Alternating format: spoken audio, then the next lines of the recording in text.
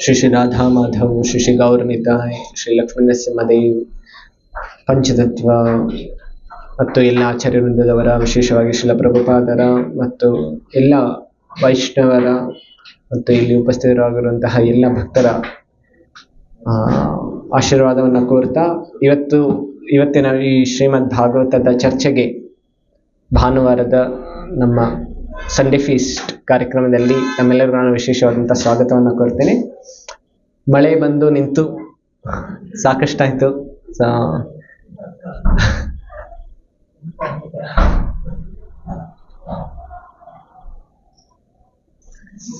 ಹರೇ ಕೃಷ್ಣ. ನೋಡಿ, ನಮ್ಮೆಲ್ಲರಿಗೂ ಭಗವಂತ ವರುಣದೇವ್ ಎಷ್ಟು ಕೃಪೆ ಮಾಡಿದ್ರು. ಬೆಳಿಗ್ಗೆನೆ ಮಳೆ ನಿಲ್ಲಿಸಿ ತುಂಬಾ ಸಾಕಷ್ಟು ಸುರಿಸ್ಬಿಟ್ಟು ನಿಲ್ಲಿಸ್ಬಿಟ್ಟಿದ್ದಾರೆ. ಯಾಕಂದ್ರೆ ಎಲ್ಲರೂ ಭಕ್ತರು ಸಂಡೇ ಫೀಸ್ಟಿಗೆ ಬರ್ಲಿ ಅಂತ ಹೇಳಿ.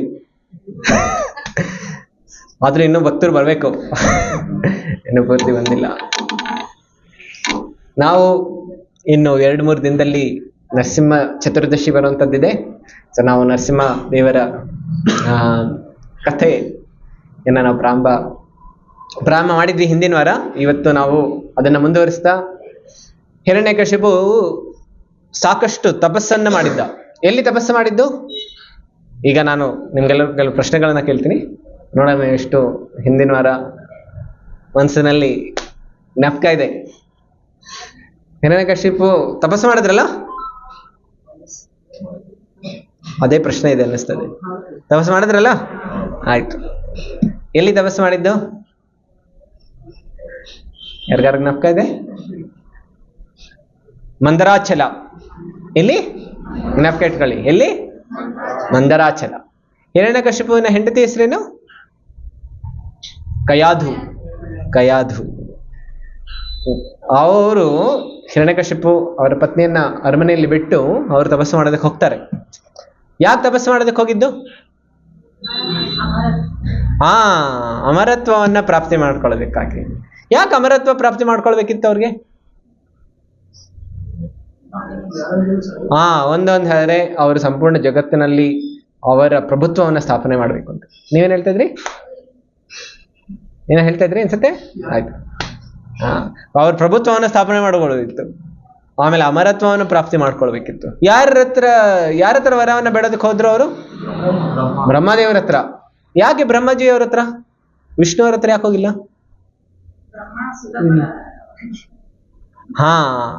ವಿಷ್ಣು ಹತ್ರ ಹೋದ್ರೆ ಅಷ್ಟು ಬೇಗ ವರ ಕೊಡೋದಿಲ್ಲ. ಅವರು ವರ ಕೊಡೋಕ್ಕಿಂತ ಮುಂಚೆ ಯೋಗ್ಯತೆ ಇದೆಯಾ ನೋಡ್ತಾರೆ. ಆಮೇಲೆ ವರ ಈಗ ಸ್ವೀಕಾರ ಮಾಡಿದ್ರು ಅದನ್ನ ಸರಿಯಾಗಿ ಬಳಸ್ತಾರೋ ಇಲ್ವೋ ಅದನ್ನ ನೋಡಿ ಭಗವಂತ ಕೊಡ್ತಾರೆ. ಈಗ ಸಣ್ಣ ಮಕ್ಕಳಿಗೆ ಒಂದು 5 ರೂಪಾಯಿ ಸಿಕ್ತು ಅಂತ ಹೇಳ್ಕೊಳ್ಳಿ. ಆ 5 ರೂಪಾಯಿ ತಗೊಂಡೋಗಿ ಒಂದು ಅಂಗಡಿಗೆ ಹತ್ರ ಹೋಗ್ತಾರೆ. ಆ ಅಂಗಡಿಯವನ ಹತ್ರ ಆ ಮಗು ಪೂರ್ತಿ ಹಲ್ಲೆಲ್ಲ ಬಿದ್ದೋಗ್ಬಿಟ್ಟಿದೆ. ಎಷ್ಟು ಚಾಕ್ಲೇಟ್ ತಿಂದು ಪೂರ್ತಿ ಕಪ್ಪಗಾಗ್ಬಿಟ್ಟಿದೆ. ಇನ್ನು ಸ್ವಲ್ಪ ದಿನದಲ್ಲಿ ಅದು ಬಿದ್ದೋಗ್ಬಿಡುತ್ತೆ. ಆ ರೀತಿ ಆದ್ರೆ ಎಲ್ಲ 5 ರೂಪಾಯಿ ಸಿಕ್ಬಿಡ್ತು. ಅವನು ಹೋಗ್ಬಿಟ್ಟು ಅಂಗಡಿಯವನ ಹತ್ರ ಹೇಳ್ತಾನೆ, ನಂಗೆ ಮತ್ತೊಂದು ಚಾಕ್ಲೇಟ್ ಕೊಡು ಅಂತ. ಅಂಗಡಿಯವನ ಕೇಳ್ತಾನೆ, ಅವ್ರು ನೋಡ್ತಾನೆ ಹಲ್ಲಿ ಹೇಗಿದೆ, ಇನ್ನೂ ಚಾಕ್ಲೇಟ್ ತಿಂದ್ರೆ ಇನ್ನೂ ಬಿದ್ದೋಗ್ಬಿಡುತ್ತೆ. ಆ ರೀತಿ ನೋಡ್ತಾರೆ? ನೋಡೋದಿಲ್ಲ. ಅದೇ ತಂದೆ ತಾಯಿ ಹತ್ರ ಏನಾದ್ರು ಹೋದ್ರೆ, ನಂಗೆ 5 ರೂಪಾಯಿ ಸಿಕ್ತು, ಈಗ ಚಾಕ್ಲೇಟ್ ಬೇಕು, ಕೊಡ್ತೀಯಾ ಅಂತ ಕೇಳಿದ್ರೆ ಏನ್ ಹೇಳ್ತಾರೆ ತಂದೆ ತಾಯಿ? ಆ 5 ರೂಪಾಯಿ ಕಿತ್ಕೊಂಡ್ಬಿಡ್ತಾರೆ. ಯಾಕೆ ಅಂತ ಹೇಳಿದ್ರೆ, ಈಗ 5 ರೂಪಾಯಿ ಇಟ್ಕೊಂಡ್ರಲ್ಲ ನೀನ್ ಮತ್ತೆ ಚಾಕ್ಲೇಟ್ ತಗೊಳ್ತೀಯ ಅಂದ್ರೆ ಕಿತ್ಕೊಂಡ್ಬಿಡ್ತಾರೆ. ದೇವತೆಗಳ ಹತ್ರ ಹೋಗುವಂಥದ್ದು ಮತ್ತೆ ಭಗವಂತನ ಹತ್ರ ಹೋಗುವಂತ ವ್ಯತ್ಯಾಸ ಇದೆ. ದೇವತೆಗಳ ಹತ್ರ ಹೋದ್ರೆ ಅವರು ನೀವು ತಪಸ್ಸು ಮಾಡಿ, ಪೂಜೆ ಮಾಡಿ, ಏನಾದ್ರು ಹವನ ಮಾಡಿ, ಅವ್ರಿಗೇನಾದ್ರು ವರ ಕೇಳಿ ಅವರು ತಥಾಸ್ತು ಅಂತ ಕೊಟ್ಬಿಡ್ತಾರೆ. ಆದ್ರಿಂದ ಉನ್ನತಿ ಆಗುತ್ತೋ ಇಲ್ಲ ಅವನತಿ ಆಗುತ್ತೋ ಅದನ್ನ ಅವ್ರು ನೋಡೋದಿಲ್ಲ. ಆದ್ರೆ ಭಗವಂತ ವಿಷ್ಣು ಹತ್ರ ಹೋದ್ರೆ ನೋಡ್ತಾರೆ. ಇಷ್ಟೊಂದು ಈಗ ತಪಸ್ಸು ಮಾಡ್ತಾ ಇದೆಯಾ, ಆದ್ರೆ ಆ ತಪಸ್ಸು ಮಾಡಿ ನಿನಗೆ ಇನ್ನು ಅವನತಿಗೆ ಹೋಗ್ತೀಯ, ಅದಕ್ಕೋಸ್ಕರ ಈ ವರ ಈಗ ನಿನಗೆ ಸೂಕ್ತವಾಗಿರೋದಲ್ಲ ಅಂತ ಭಗವಂತ ಕೆಲವು ಸಲ ಕೊಡೋದಿಲ್ಲ. ಇಲ್ಲ ಆ ವ್ಯಕ್ತಿಯ ಯೋಗ್ಯತೆ ಸರಿ ಇದೆ, ಆಗ ಭಗವಂತ ಇನ್ನು ಕೇಳಿರೋದಂತ 10 ಪಟ್ಟು ಕೊಟ್ಬಿಡ್ತಾರೆ. ಉದಾಹರಣೆ ಯಾವ್ದಾರು ಇದೆಯಾ? ಭಗವಂತ ಕೇಳಕ್ಕಿಂತ ಜಾಸ್ತಿ ಕೊಟ್ಟಿದ್ದು, ಇಲ್ಲ ಕೇಳ್ದೇನೆ ಕೊಟ್ಟಿರೋದು ಏನಾದ್ರು ಉದಾಹರಣೆ ಇದೆಯಾ? Very good. ಸುಧಾಮನಿಗೆ ಭಗವಂತ ಏನು ಕೇಳೇ ಇಲ್ಲ. ಸುಧಾಮ ಆದ್ರೆ ಭಗವಂತ ಕೇಳದೇನು ಎಷ್ಟೊಂದು ಬಂಗ್ಲೆ ಕೊಟ್ಬಿಟ್ರು, ಸಾಕಷ್ಟು. ಧ್ರುವ ಮಹಾರಾಜರಿಗೂ ಕೊಟ್ರು. ಧ್ರುವ ಮಹಾರಾಜರ ಅವರ ಅಪೇಕ್ಷೆ ಏನಿತ್ತು? ನನ್ನ ಮುತ್ತಾತ ಇದ್ದಾರೆ, ಯಾರು ನನ್ನ ಮುತ್ತಾತ? ಬ್ರಹ್ಮ. ಅವ್ರಿಗಿಂತ ದೊಡ್ಡ ರಾಜ್ಯ ನನಗೆ ಬೇಕು ಅಂತ. ಬ್ರಹ್ಮನಿಗಿಂತ ಯಾವ್ದಾದ್ರು ದೊಡ್ಡ ರಾಜ್ಯ ಸಿಗತ್ತಾ? ಬ್ರಹ್ಮಂದು ರಾಜ್ಯ ಯಾವುದು? ಸಂಪೂರ್ಣ ಬ್ರಹ್ಮಾಂಡ. ಅದಕ್ಕಿಂತ ಜಾಸ್ತಿ ಅಂದ್ರೆ ಮತ್ತೇನ್ ಬೇಕು? ಆದ್ರೆ ಭಗವಂತ ಆ ವರ, ಆ ಆಸೆ ಇತ್ತಲ್ಲ, ಭಗವಂತ ಅದನ್ನು ಕರುಣಿಸ್ಬಿಟ್ರು. ಅದು ಧ್ರುವ ಮಹಾರಾಜರ, ಯಾಕೆ ಅಂತ ಹೇಳಿದ್ರೆ ಧ್ರುವ ಮಹಾರಾಜರ ಹೃದಯ ಶುದ್ಧ ಆಗೋಗ್ಬಿಟ್ಟಿತ್ತು. ಅದಕ್ಕೋಸ್ಕರ ಭಗವಂತ ಕೇಳೋರಕ್ಕಿಂತ ಜಾಸ್ತಿ ಕೊಟ್ಬಿಟ್ರು. ಆ ರೀತಿ ಈಗ ಹಿರಣ್ಯಕಶಿಪುನು ತಪಸ್ಸು ಮಾಡೋದಕ್ಕೆ ಹೋಗಿದ್ದು ಯಾರ ಹತ್ರ ಹೋದ್ರು? ಬ್ರಹ್ಮಾಜಿಯವ್ರ ಹತ್ರ. ಯಾಕೆಂದ್ರೆ ಬ್ರಹ್ಮಾಜಿಯವ್ರೇನು ಕಳೋದಿಲ್ಲ. ಏನ್ ಬೇಕಾ? ಆಯ್ತು, ಇದು ಬೇಕಲ್ಲ, ತಪಸ್ಸು ಮಾಡಿದ್ಯಲ್ಲ, ಆಯ್ತು ತಗೋ, ಸ್ಯಾಂಕ್ಷನ್. ಆ ರೀತಿ ಬ್ರಹ್ಮಾಜಿಯವರು ಪೂರ್ತಿ ಅವ್ರು ಮಾಡಿರೋಂಥ ತಪಸ್ಸಿಗೆ ಪ್ರತಿಫಲ ಅವ್ರ ವರ ಕೊಟ್ಬಿಟ್ರು. ಈಗ ಏನು ವರ ಅವ್ರು ಕೊಟ್ಟಿದ್ದು?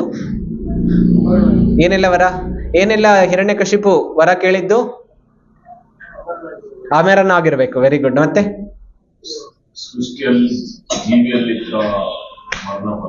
Very good.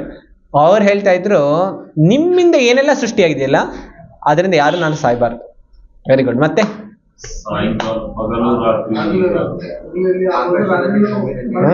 ಹಗಲೂ ಆಗ್ಬಾರ್ದು, ರಾತ್ರಿನೂ ಆಗ್ಬಿಡ್ಬಾರ್ದು. ಹೊರಗಡೆನೂ ಆಗ್ಬಾರ್ದು, ಒಳಗಡೆನೂ ಆಗ್ಬಾರ್ದು. ಮತ್ತೆ ಬೇರೆಯವ್ರು ಹೇಳಿ, ಆಕಾಶದಲ್ಲೂ ಆಗ್ಬಾರ್ದು, ಮತ್ತೆ ಭೂಮಿನಲ್ಲೂ ಆಗ್ಬಾರ್ದು. Very good. ಹೇಳಿ. ಅಸ್ತ್ರ ಶಸ್ತ್ರಗಳಿಂದ ಯಾವ್ದನ್ನ ನಾನು ಸಾಯಬಾರ್ದು. ಆಮೇಲೆ ಮನುಷ್ಯನಿಂದನೂ ಆಗ್ಬಾರ್ದು, ಪ್ರಾಣಿಯಿಂದನೂ ಆಗ್ಬಾರ್ದು, ದೇವತೆಗಳಿಂದನೂ ಆಗ್ಬಾರ್ದು. ಈ ರೀತಿ ಎಲ್ಲ ಅವ್ರ ಬುದ್ಧಿಯಿಂದ ಏನೆಲ್ಲ ಉಪಯೋಗಿಸಿ ಎಲ್ಲ ಕೇಳ್ಬಿಟ್ರು. ನಾನು ಎಲ್ಲೆಲ್ಲದೆ ಸಾವಾಗ್ಬಿಡತ್ತಲ್ಲ, ಅದನ್ನ ಯಾವ ರೀತಿನೂ ಆಗ್ಬಾರ್ದು ಅಂತ ಹೇಳಿ. ಆದ್ರೆ ನೋಡಿ, ನರಸಿಂಹದೇವರು ಎಲ್ಲಾ ವರಗಳನ್ನ ಹಾಗೆ ಇಟ್ಕೊಂಡು ಇವ್ರನ್ನ ಸಾಯಿಸಿದ್ರು. ಆ ರೀತಿ ಈ ಜಗತ್ತಿನ ಅಸುರರು ಇರ್ತಾರಲ್ಲ, ಅಸುರರು ಯಾವಾಗಲೂ ಅವ್ರ ಬುದ್ಧಿಯನ್ನು ಉಪಯೋಗಿಸಿ ಏನ್ ಮಾಡ್ಬೇಕು ಅಂತ ಹೇಳ್ತಾ ಇರ್ತಾರೆ?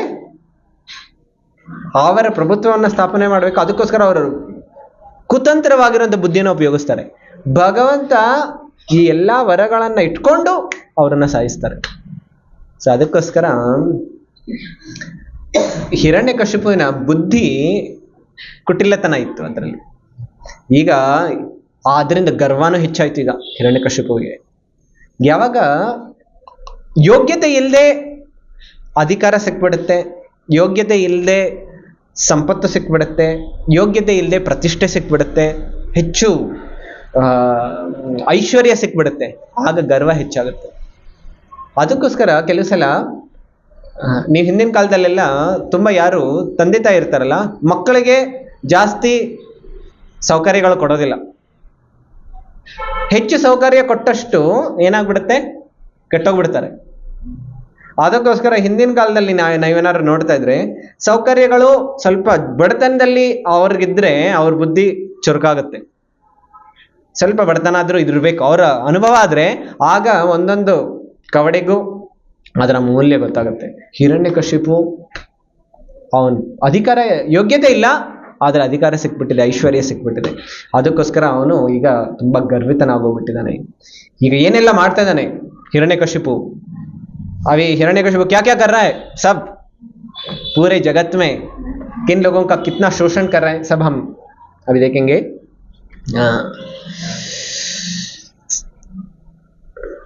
ಹಿರಣ್ಯಕಶಿಪುವಿನ ಪ್ರಭಾವ ಹೇಗಿತ್ತು ಅಂತ ನೋಡಿ.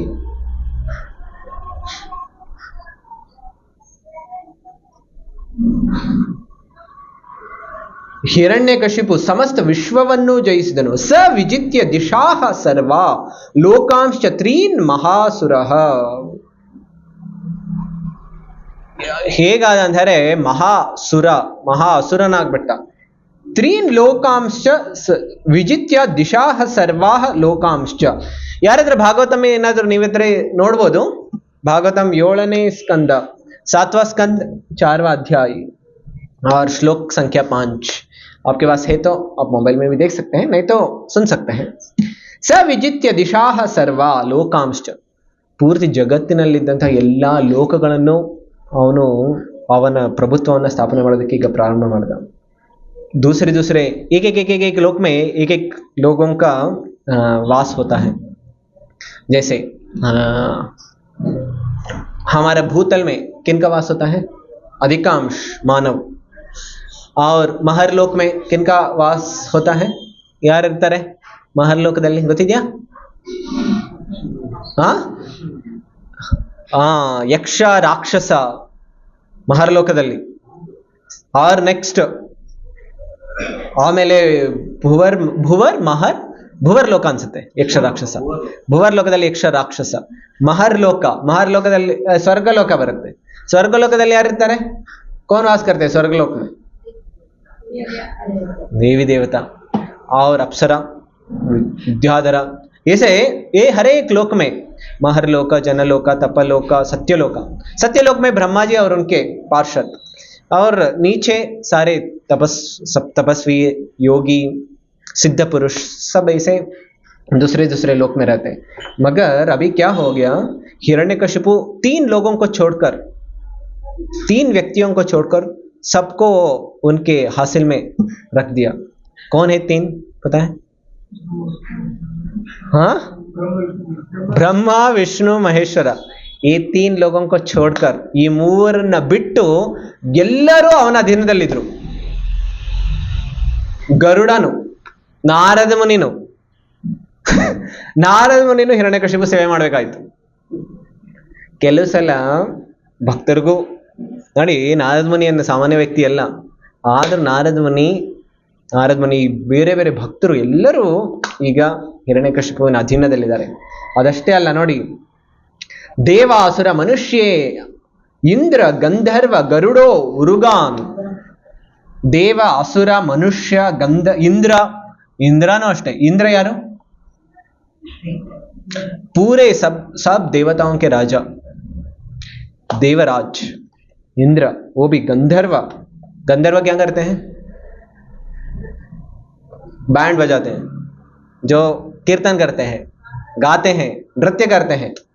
ऐसा पूरा म्यूजिकल टीम है जो जिधर भगवान का लीला होता है और उधर वो कीर्तन करने के लिए आ जाते हैं. उरुगान, गरुड़ा और उरुगान मतलब सर्प. ऐसे सिद्ध चारण विद्याधरान ऋषीन पितृपतीन मनून यक्ष रक्ष पिशाच ईशान प्रेत भूत पतीन अपी. ये सब लोग अभी हिरण्यकशिपु के अधीन में हैं. सर्व सत्व पतीन जित्वा वशमानीय विश्वजित जहार लोकपालानां स्थानानि सह तेजसा. ಎಲ್ಲ ಲೋಕಗಳ ಅಧಿಪತಿಗಳು ಅವರನ್ನೆಲ್ಲವನ್ನು ಸೋಲಿಸಿ ಅವನು ವಶಕ್ಕೆ ತಗೊಂಡ. ಆಮೇಲೆ ಅವರೆಲ್ಲರ ಅಧಿಕಾರ, ಸ್ಥಾನ, ತೇಜಸ್ಸು ಎಲ್ಲವನ್ನು ಕಿತ್ಕೊಂಡ್ಬಿಟ್ಟ. ಈಗ ಗರ್ವ ಜಾಸ್ತಿ ಆಗೋಗ್ಬಿಟ್ರೆ ಏನಾಗ್ಬಿಡತ್ತೆ, ಆಗ ಯಾರ ಮೇಲೆ ಅಧಿಕಾರ ಚಲಾಯಿಸಬಾರ್ದು ಅವ್ರ ಮೇಲೂ ಅಧಿಕಾರ ಮಾಡ್ತಾರೆ. ಈಗ ಕ್ಷತ್ರಿಯರಿಗೂ ಎಲ್ಲರ ಮೇಲೂ, ವೈಶ್ಯ ಶೂದ್ರರ ಮೇಲೆ ಅವ್ರ ಅಧಿಕಾರ ಇಟ್ಕೊಳ್ಬೋದು. ಆದ್ರೆ ಬ್ರಾಹ್ಮಣರ ಮೇಲೆ ಕ್ಷತ್ರಿಯರು ಅಧಿಕಾರ ಇಟ್ಕೊಳ್ಬಾರ್ದು. ಕೇಳಿದಿರ ಇದು? ಕ್ಷತ್ರಿಯರು, ರಾಜರೆಲ್ಲರೂ ಇರ್ತಾರಲ್ಲ, ಅವರ ಅಧೀನದಲ್ಲಿ ಎಲ್ಲರೂ ಇರ್ತಾರೆ ಬ್ರಾಹ್ಮಣರನ್ನ ಬಿಟ್ಟು. ಯಾಕೆ ಬ್ರಾಹ್ಮಣರು ಇರೋದಿಲ್ಲ? ಏನಾರು ಆಲೋಚನೆ? ಬ್ರಾಹ್ಮಣರು ಯಾರ ಅಧೀನದಲ್ಲಿರ್ತಾರೆ? ಬರೀ ದೇವರ ಶಾಸ್ತ್ರದ अधीनदಲ್ಲಿರ್ತಾರೆ. ब्राह्मणों को उनका शासन किस रूप से होता है? शास्त्रों के द्वारा होता है, क्योंकि वो स्वयं शास्त्रों का नियम और उसका तत्व वो पालन करते हैं उनके जीवन में. तो इसीलिए उनको शस्त्र नहीं चाहिए. जो शास्त्र नहीं मानते उनको शस्त्र का आवश्यकता होती है. इसीलिए बोलता है ದಂಡಂ ದಶಗುಣಂ. ಈಗ ನೀವು ಕೇಳಿದ್ರೆ ಸಾಮಾನ್ಯವಾಗಿ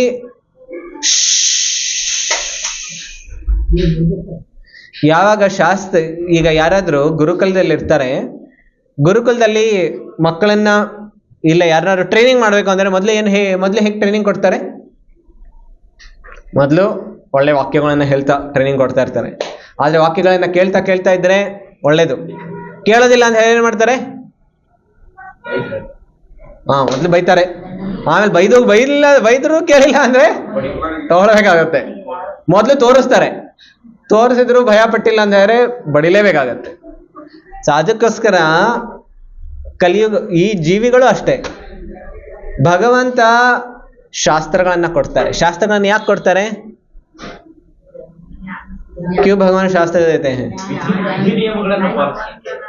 क्योंकि हम पालन करने के लिए। पालन करने से क्या हो सकता है? हम संतुष्ट हो सकते हैं और भगवान का प्राप्ति भी कर सकते हैं. मगर कई लोग सुनने के लिए तैयार नहीं होते. जब संडे फीस्ट कार्यक्रम होता है बहुत कम लोग आते हैं, है ना?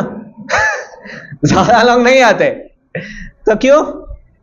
ಕೇಳೋದಕ್ಕೆ ಜಾಸ್ತಿ ಇಷ್ಟ ಇರೋದಿಲ್ಲ. ಇಲ್ಲ ಇವತ್ತೇನಾದ್ರೂ ಅನೌನ್ಸ್ ಮಾಡಿದ್ರೆ, ಈಗ Bangalore Chennai cricket match live ಇಲ್ಲಿ ನಾವು ರಿಲೇ ಮಾಡ್ತೀವಿ. ಎಷ್ಟು ಜನ ಇರ್ತಾರೆ? ಹಾ, ಅಲ್ಲೂ ಹಾಕ್ಬೇಕು ಅಂತ ಹೇಳ್ತಾರೆ ಟಿವಿ, ಹೌದಲ್ಲ? ಅವ್ರು ಹೇಳ್ತಾರೆ ಇನ್ನು ದೊಡ್ಡ ಸ್ಕ್ರೀನ್ ಯಾಕೆ ತಗೊಂಬಂದಿಲ್ಲ ಅಂತ ಹೇಳ್ತಾರೆ, ಹೌದಲ್ಲ? ಯಾಕೆ ಅಂತ ಹೇಳಿದ್ರೆ ಶಾಸ್ತ್ರ ಕೇಳೋದಕ್ಕೆ ಅಷ್ಟು ಮನಸ್ಸು ಬರೋದಿಲ್ಲ. ಮನೋರಂಜನೆ ಮಾಡೋದಕ್ಕೆ, ಮೂವೀಸ್ ನೋಡೋದಕ್ಕೆ ಇದರಲ್ಲಿ ರುಚಿ ಜಾಸ್ತಿ ಇರುತ್ತೆ. ಶಾಸ್ತ್ರ ಕೇಳೋದಕ್ಕೆ ರುಚಿ ಯಾವಾಗ ಬರುತ್ತೆ? ಭಕ್ತಿಯಿಂದ. ಆದ್ರೆ ಭಕ್ತಿ ಮಾಡೋದಕ್ಕೆ ರುಚಿ ಇಲ್ಲ. कैसे रुचि आता है? हमको भक्ति शास्त्र को सुनने के लिए रुचि कैसे आता है? Okay, very good. एसोसिएशन मतलब भक्तों के संग से आता है. और वो आसक्ति नहीं है. क्रिकेट देखने के लिए आसक्ति हमें. आप एक मैच होने के बाद और एक भी डालिए, हम देखेंगे. क्यों? कैसे आ सकता है? आ सकते हैं हम कैसे बढ़ा सकते हैं? जानने के लिए इच्छा नहीं है. हाँ, भक्तर संगा. ओके, एक मार्ग है भक्तों का संग से. Very good. गुरु के पास जाना और उनका मार्गदर्शन में अनुसरण. Okay, very good, very good. मैं एक श्लोक बताता हूं आपको अभी. आप इससे आप क्या जानना है, आप क्या जान सकते हैं, आप बोलना है मुझे. ओके, मैं इसके लिए उत्तर, मैं जो प्रश्न पूछा हूं ना, इसका उत्तर इस श्लोक में है. देख के ನೋಡ, ಈಗ ಯಾರು ಈ ಉತ್ತರ ಕಂಡಿಡ್ತೀರಿ ಹೇಳ್ತೀರಿ, ಸರಿನಾ? ಕೇಳಿಸ್ಕೊಳ್ಳಿ, ಇದು ಸಂಸ್ಕೃತದಲ್ಲಿದೆ. ಆದ್ರೆ ನೋಡೋಣ ನೀವು ಎಷ್ಟು ಜನ ಕೇಳಿಸ್ಕೊಳ್ತೀರಿ.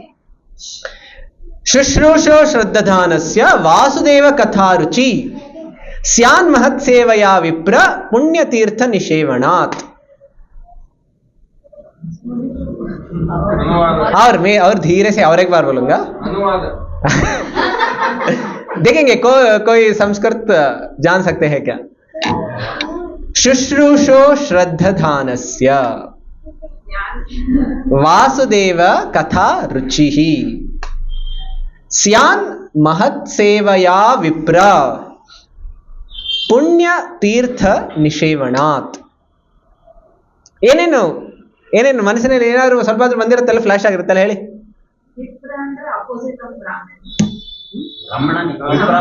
ಬ್ರಾಹ್ಮಣರ ವಿಪ್ರ.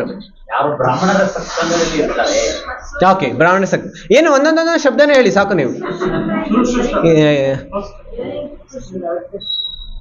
ಓಕೆ, MTR ರುಚಿ ಮಸಾಲ. ಏನ್ ರುಚಿ?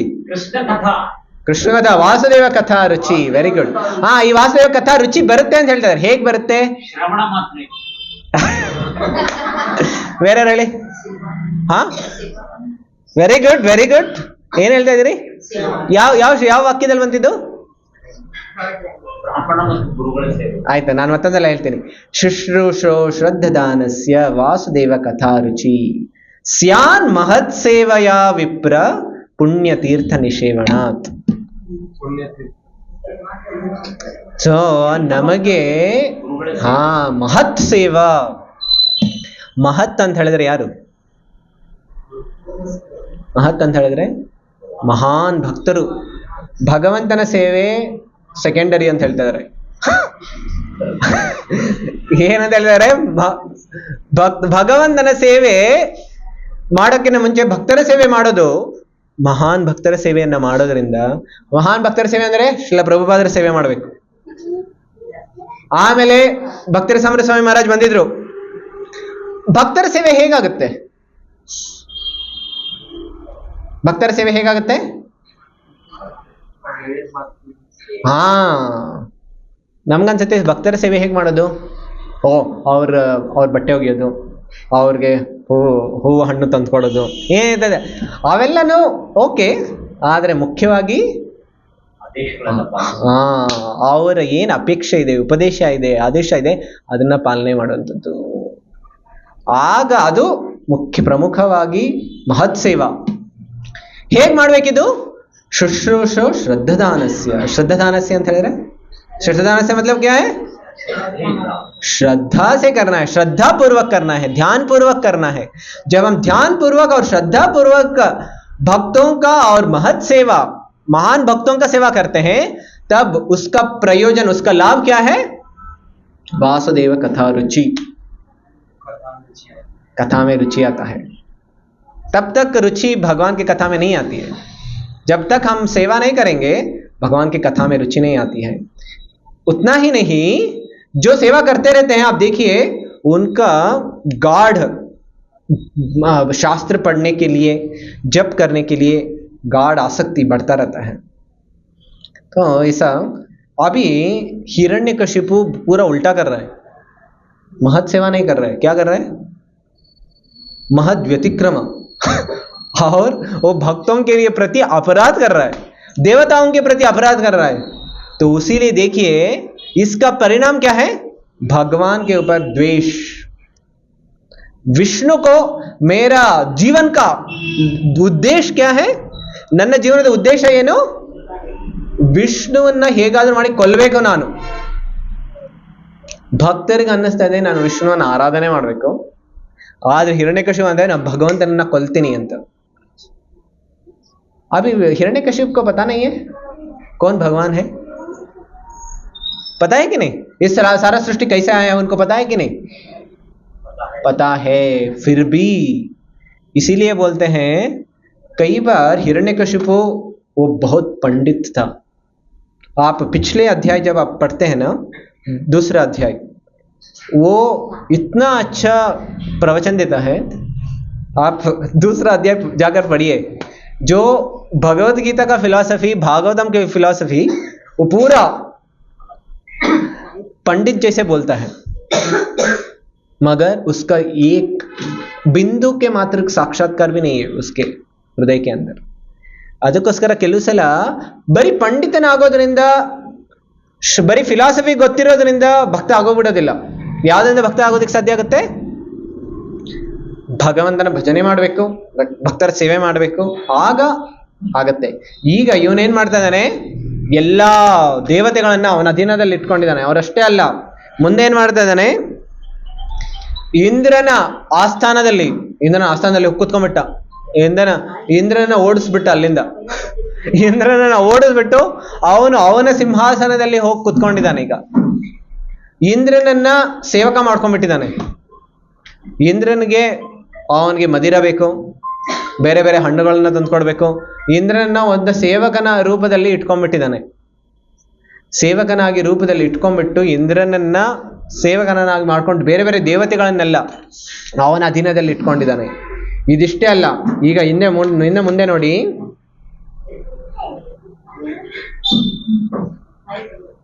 ಹೇಳ್ತಾ ಇದಾರೆ, ಇದು ತುಂಬಾ ಮುಖ್ಯವಾಗಿರುವಂತ ಶ್ಲೋಕ. ತಮಂಗ ಮತ್ತಂ ಮಧುನೋರುಂಗ ಅಧಿನ. ನಾನು ಕೆಲವು ಬರೀ ನಿಮಗೆ ಸಂಸ್ಕೃತ ಓದೋದಕ್ಕೆ ಕಷ್ಟ ಆಗ್ಬಿಡುತ್ತೆ, ನಾನು ಕನ್ನಡ ಓದ್ತೀನಿ, ನೀವು ಧ್ಯಾನಪೂರ್ವಕ ಕೇಳಿಸ್ಕೊಳ್ಳಿ. ಹರೇ ಕೃಷ್ಣ. ನನ್ನ ಪ್ರಿಯ ದೊರೆಯೇ, ತೀಕ್ಷ್ಣವಾದ ವಾಸನೆಯಿಂದ ಕೂಡಿದ ದ್ರಾಕ್ಷಾರಸವನ್ನು ಮದ್ಯವನ್ನು ಕುಡಿದು ಹಿರಣ್ಯಕಶಿಪು ಸದಾ ಮತ್ತನಾಗಿರುತ್ತಿದ್ದನು. ಈ ಕಾರಣದಿಂದ ತಾಮ್ರದಂತೆ ಕೆಂಪಾಗಿದ್ದ ಅವನ ಕಣ್ಣುಗಳು ಯಾವಾಗಲೂ ತೇಲುವಂತೆ ಇರುತ್ತಿದ್ದವು. ಆದಾಗ್ಯೂ ಹಠಯೋಗದಲ್ಲಿ ಮಹಾ ತಪಸ್ಸುಗಳನ್ನು ಸಮರ್ಥವಾಗಿ ಆಚರಿಸಿದ್ದವನು. ಈಗ हिरण्यकशिपु को उतना शक्ति और उतना प्रबल सामर्थ्य किससे आया है? ये सारा शक्ति सिद्धि हिरण्यकशिपु को किस द्वारा आया है? ब्रह्मा जी का तपस्या, ब्रह्मा जी के प्रति तपस्या करके ये सब शक्ति सामर्थ्य अभी उनको आया है. और ಆದುದರಿಂದ ಅವನು ಘೋರವಾಗಿ ಕಾಣಿಸುತ್ತಿದ್ದರೂ ಬ್ರಹ್ಮ ವಿಷ್ಣು ಮಹೇಶ್ವರನ್ನು ಬಿಟ್ಟು ಎಲ್ಲಾ ದೇವತೆಗಳು ತಮ್ಮ ಕೈಯಿಂದಲೇ ಅವನಿಗೆ ವಿವಿಧ ಕಾಣಿಕೆಗಳನ್ನು ನೀಡುತ್ತಾ ಅವನನ್ನು ಸಂತೋಷಪಡಿಸಲು ಸ್ವಯಂ ಪೂಜಿಸುತ್ತಿದ್ದರು. सारे देवता लोग अभी आए हैं और हिरण्यकशिपु का सेवा कर रहे हैं. वो भगवान की सेवा छोड़ अभी उनसे छीन लिया है. ನೋಡಿ ಕೆಲವು ಸಲ ಇದು ಸ್ವರ್ಗ ಕೆಲವ್ರಿಗೆಲ್ಲ ಎಲ್ಲರಿಗೂ ನಮಗೆಲ್ಲರಿಗೂ ಅನ್ನಿಸ್ತಾ ಇರುತ್ತೆ, ನಾವೇನಾದ್ರೂ ಸ್ವರ್ಗಲೋಕದಲ್ಲಿ ಹೋಗ್ಬಿಟ್ರೆ ಆನಂದವೇ ಆನಂದ, ಹೌದಲ್ಲ? ಈಗ ಎಲ್ಲರಿಗೂ ಅನ್ನಿಸ್ತಾ ಇರುತ್ತೆ ನಾವು ಅಮೇರಿಕಾಗೆ ಹೋಗ್ಬಿಟ್ರೆ ಭಾರತದಲ್ಲಿ ಯಾವಾಗ್ಲೂ ರೋಡ್ಗಳು ಸರಿ ಇರೋದಿಲ್ಲ, ಅದು ಇದು ತೊಂದರೆ ಇರುತ್ತೆ. ನಾವೇನಾದ್ರು ಅಮೇರಿಕಾದಲ್ಲಿ ಸೆಟ್ಲ್ ಆಗೋಗ್ಬಿಟ್ರೆ, ಗ್ರೀನ್ ಕಾರ್ಡ್ ತೊಗೊಂಬಿಟ್ರೆ ನಮ್ಮ ಜೀವನ ಸೆಟ್ಲ್ ಆಗ್ಬಿಡುತ್ತೆ, ಹೌದಲ್ಲ? सारे लोगों का मनस्थिति ऐसा ही है ना? भारत वालों के लोग वो सोचते रहते हैं हम अमेरिका जाएं. क्यों अमेरिका जाना चाहते हैं बोलिए? ಎಲ್ಲ ಸೌಲಭ್ಯಗಳಿದೆ, ಸೌಕರ್ಯಗಳಿದೆ, ಹೌದಲ್ಲ? ರಿಸ್ಟ್ರಿಕ್ಷನ್ಸ್ ಇಲ್ಲ, ಕಲ್ಚರಲ್ ರಿಸ್ಟ್ರಿಕ್ಷನ್ಸ್ ಇಲ್ಲ, ಏನ್ ಬೇಕಾದ್ರೂ ಮಾಡ್ಬೋದು, ಮಜಾ ಮಾಡ್ಬೋದು, ಎಲ್ಲ ಐಶ್ವರ್ಯ ಇದೆ. ಸ್ವರ್ಗ ಇದೆಯಲ್ಲ, ಇದು 1000 ಪಟ್ಟು ಅಮೆರಿಕ ಇದ್ದ ಹಾಗೆ. ಎಷ್ಟು? 1000 ಪಟ್ಟು. ಆದ್ರೆ ಇಲ್ಲಿ ಅದು ಧರ್ಮದಿಂದ ಅಲ್ಲಿ ಜೀವನ ಮಾಡ್ತಾರೆ, ಎಲ್ಲಾ ಐಶ್ವರ್ಯಗಳು ಎಲ್ಲಾ ಸೌಕರ್ಯಗಳು ಇರುತ್ತೆ, ಏನೂ ತೊಂದರೆ ಇರೋದಿಲ್ಲ. ಅದಕ್ಕೋಸ್ಕರ ಎಲ್ಲರಿಗೂ ಅನ್ಸುತ್ತೆ ನಾವು ಸ್ವರ್ಗಕ್ಕೆ ಹೋಗೋಣ ಅಂತ. ಆದ್ರೆ ಸ್ವರ್ಗದಲ್ಲಿ ಹೋದ್ರೂ ಎಷ್ಟೊತ್ತವ್ರು ಅಲ್ಲಿರ್ಬೋದು? ಎಷ್ಟೊತ್ತವರೆಗೂ ಸ್ವರ್ಗದಲ್ಲಿ ಇರ್ಬೋದು? ಪುಣ್ಯ ಮುಗಿಯೋವರೆಗೂ. ಆಮೇಲೆ ಅಲ್ಲಿ ಯಾವುದೇ ತೊಂದರೆ ಬರೋದಿಲ್ಲ ಅಲ್ಲ? ಬರುತ್ತೋ ಇಲ್ಲ? ಬರೋದಿಲ್ಲ. ಏನ್ ಬರುತ್ತೆ ತೊಂದರೆ? ನೋಡಿ, ಈ ರೀತಿ ಅಸುರರು ಅಲ್ಲಿ ಆಕ್ರಮಣ ಮಾಡ್ತಾರೆ. ಈ ರೀತಿ ಅಸುರರು ಆಕ್ರಮಣ ಮಾಡಿದಾಗ ಅವ್ರಿಗೆ ಅನ್ನಿಸ್ತಾ ಇರುತ್ತೆ ನಾವೀಗ ನಮ್ಮ ಜೀವನ ತುಂಬಾ ಸೊಗಸಾಗಿರ್ಬೋದು ಅಂತ. ಆದ್ರೆ ಈಗ ನೋಡಿ, ಇಂದ್ರನು ಅವನ ಅಧೀನದಲ್ಲಿದ್ದಾನೆ. ಸೊ ಅದಕ್ಕೋಸ್ಕರ ಸ್ವರ್ಗನೂ ಶಾಶ್ವತವಲ್ಲ. ಅದಕ್ಕೋಸ್ಕರ ಈಗ ನೋಡಿ ಮುಂದೆ ಮತ್ತೇನೇನಾಗ್ತಾ ಇದೆ, ಪಾಂಡುಪುತ್ರನಾದ ಮಹಾರಾಜ ಯುಧಿಷ್ಠಿರನೇ ತನ್ನ ವೈಯಕ್ತಿಕ ಅಧಿಕಾರದ ಬಲದಿಂದ ಇಂದ್ರನ ಸಿಂಹಾಸನದ ಮೇಲೆ ಕುಳಿತ ಹಿರಣ್ಯಕಶಿಪು ಇತರ ಎಲ್ಲಾ ಲೋಕಗಳ ನಿವಾಸಿಗಳನ್ನು ತನ್ನ ಅಧೀನರನ್ನಾಗಿ ಮಾಡಿಕೊಂಡು ವಿಶ್ವಾವಸು ತುಂಬುರುಗಳಂತ 2 ಗಂಧರ್ವರು, ನಾನು ಅಂತಾರೆ ಯಾರು ಇಲ್ಲಿ? ನಾರದ ಮುನಿ, ವಿದ್ಯಾಧರ, ಅಪ್ಸರೆ, ಋಷಿಗಳು ಹೊಗಳುತ್ತಾ ಮತ್ತೆ ಮತ್ತೆ ಅವನಿಗೆ ಪ್ರಾರ್ಥನೆಯನ್ನು ಸಲ್ಲಿಸಿದೆವು. ಅಭಿ ನಾರದ ಮುನಿ ಬಿ ಬೋಲ್ನಾ ಅವಶ್ಯಕ ಬನ್ ಗಯಾ. ಅಭಿ ನಾರಾಯಣ ನಾರಾಯಣ ಇದು ಈ ರೀತಿ ಸಾಮಾನ್ಯವಾಗಿ ನಾರದ ಮುನಿ ಹೇಳ್ತಾ ಇರ್ತಾರೆ. ಆದ್ರೆ ಹಿರಣ್ಯಕಶಿಪು ಆಸ್ಥಾನದಲ್ಲಿದ್ದಾಗ ಏನ್ ಹೇಳ್ಬೇಕಾಗಿತ್ತು ಅವರು?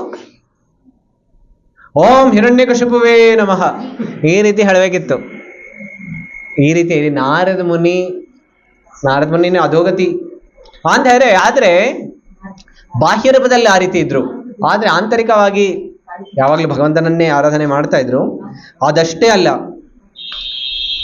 ಹಿರಣ್ಯಕಶಿಪುವಿಗೆ ಕೆಲವು ಸಲ ಅನ್ನಿಸ್ತಾ ಇತ್ತು ಅವರು ಸಂಪೂರ್ಣ ಎಲ್ಲಾ ದೇವತೆಗಳನ್ನ ಎಷ್ಟು ಅಧೀನದಲ್ಲಿ ಇಟ್ಕೊಂಡಿದ್ರು ಅಂತ ಹೇಳಿದ್ರೆ, जब वो इशारा करते थे आसमान के ऊपर, अभी उनको लग रहा था अभी पूरा गर्मी है, अभी मुझे थोड़ा ठंडी हवा चाहिए, तभी एक इशारा करते थे सूर्यदेव के ऊपर और पूरा गर्मी को कम कर देते और उनको सूर्यदेव भी कंपित हो जाते थे हिरण्यकशिपु का उतना तेज देखकर.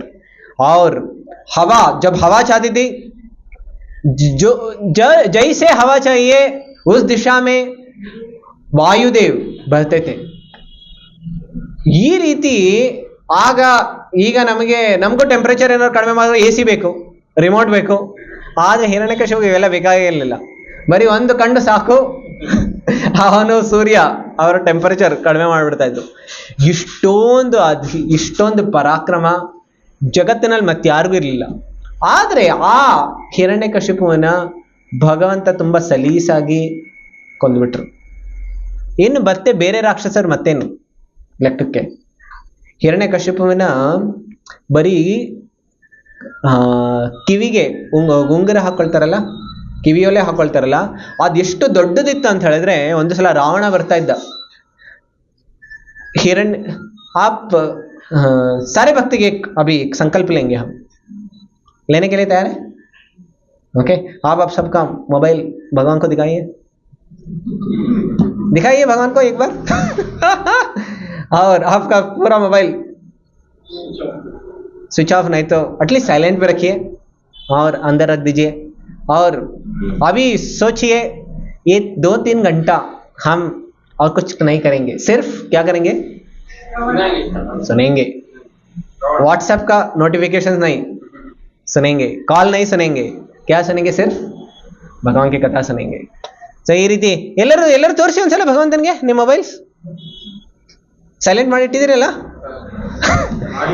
ಈ ಸಲ ಏನಾದ್ರು ಈಗ ಸೌಂಡ್ ಏನಾದ್ರು ಬಂದ್ರೆ, ಒಂದ್ಸಲ ಭಕ್ತಿರಸಾಮರ ಸ್ವಾಮಿ ಮಹಾರಾಜ್ ಲೆಕ್ಚರ್ ಕೊಡ್ತಾ ಇದ್ರು ಬೆಂಗಳೂರಲ್ಲಿ ಆಗ ತಾನೇ ಒಂದು ಮಂದಿರ ಕಟ್ಟಿಸ್ತಾ ಇದ್ರು.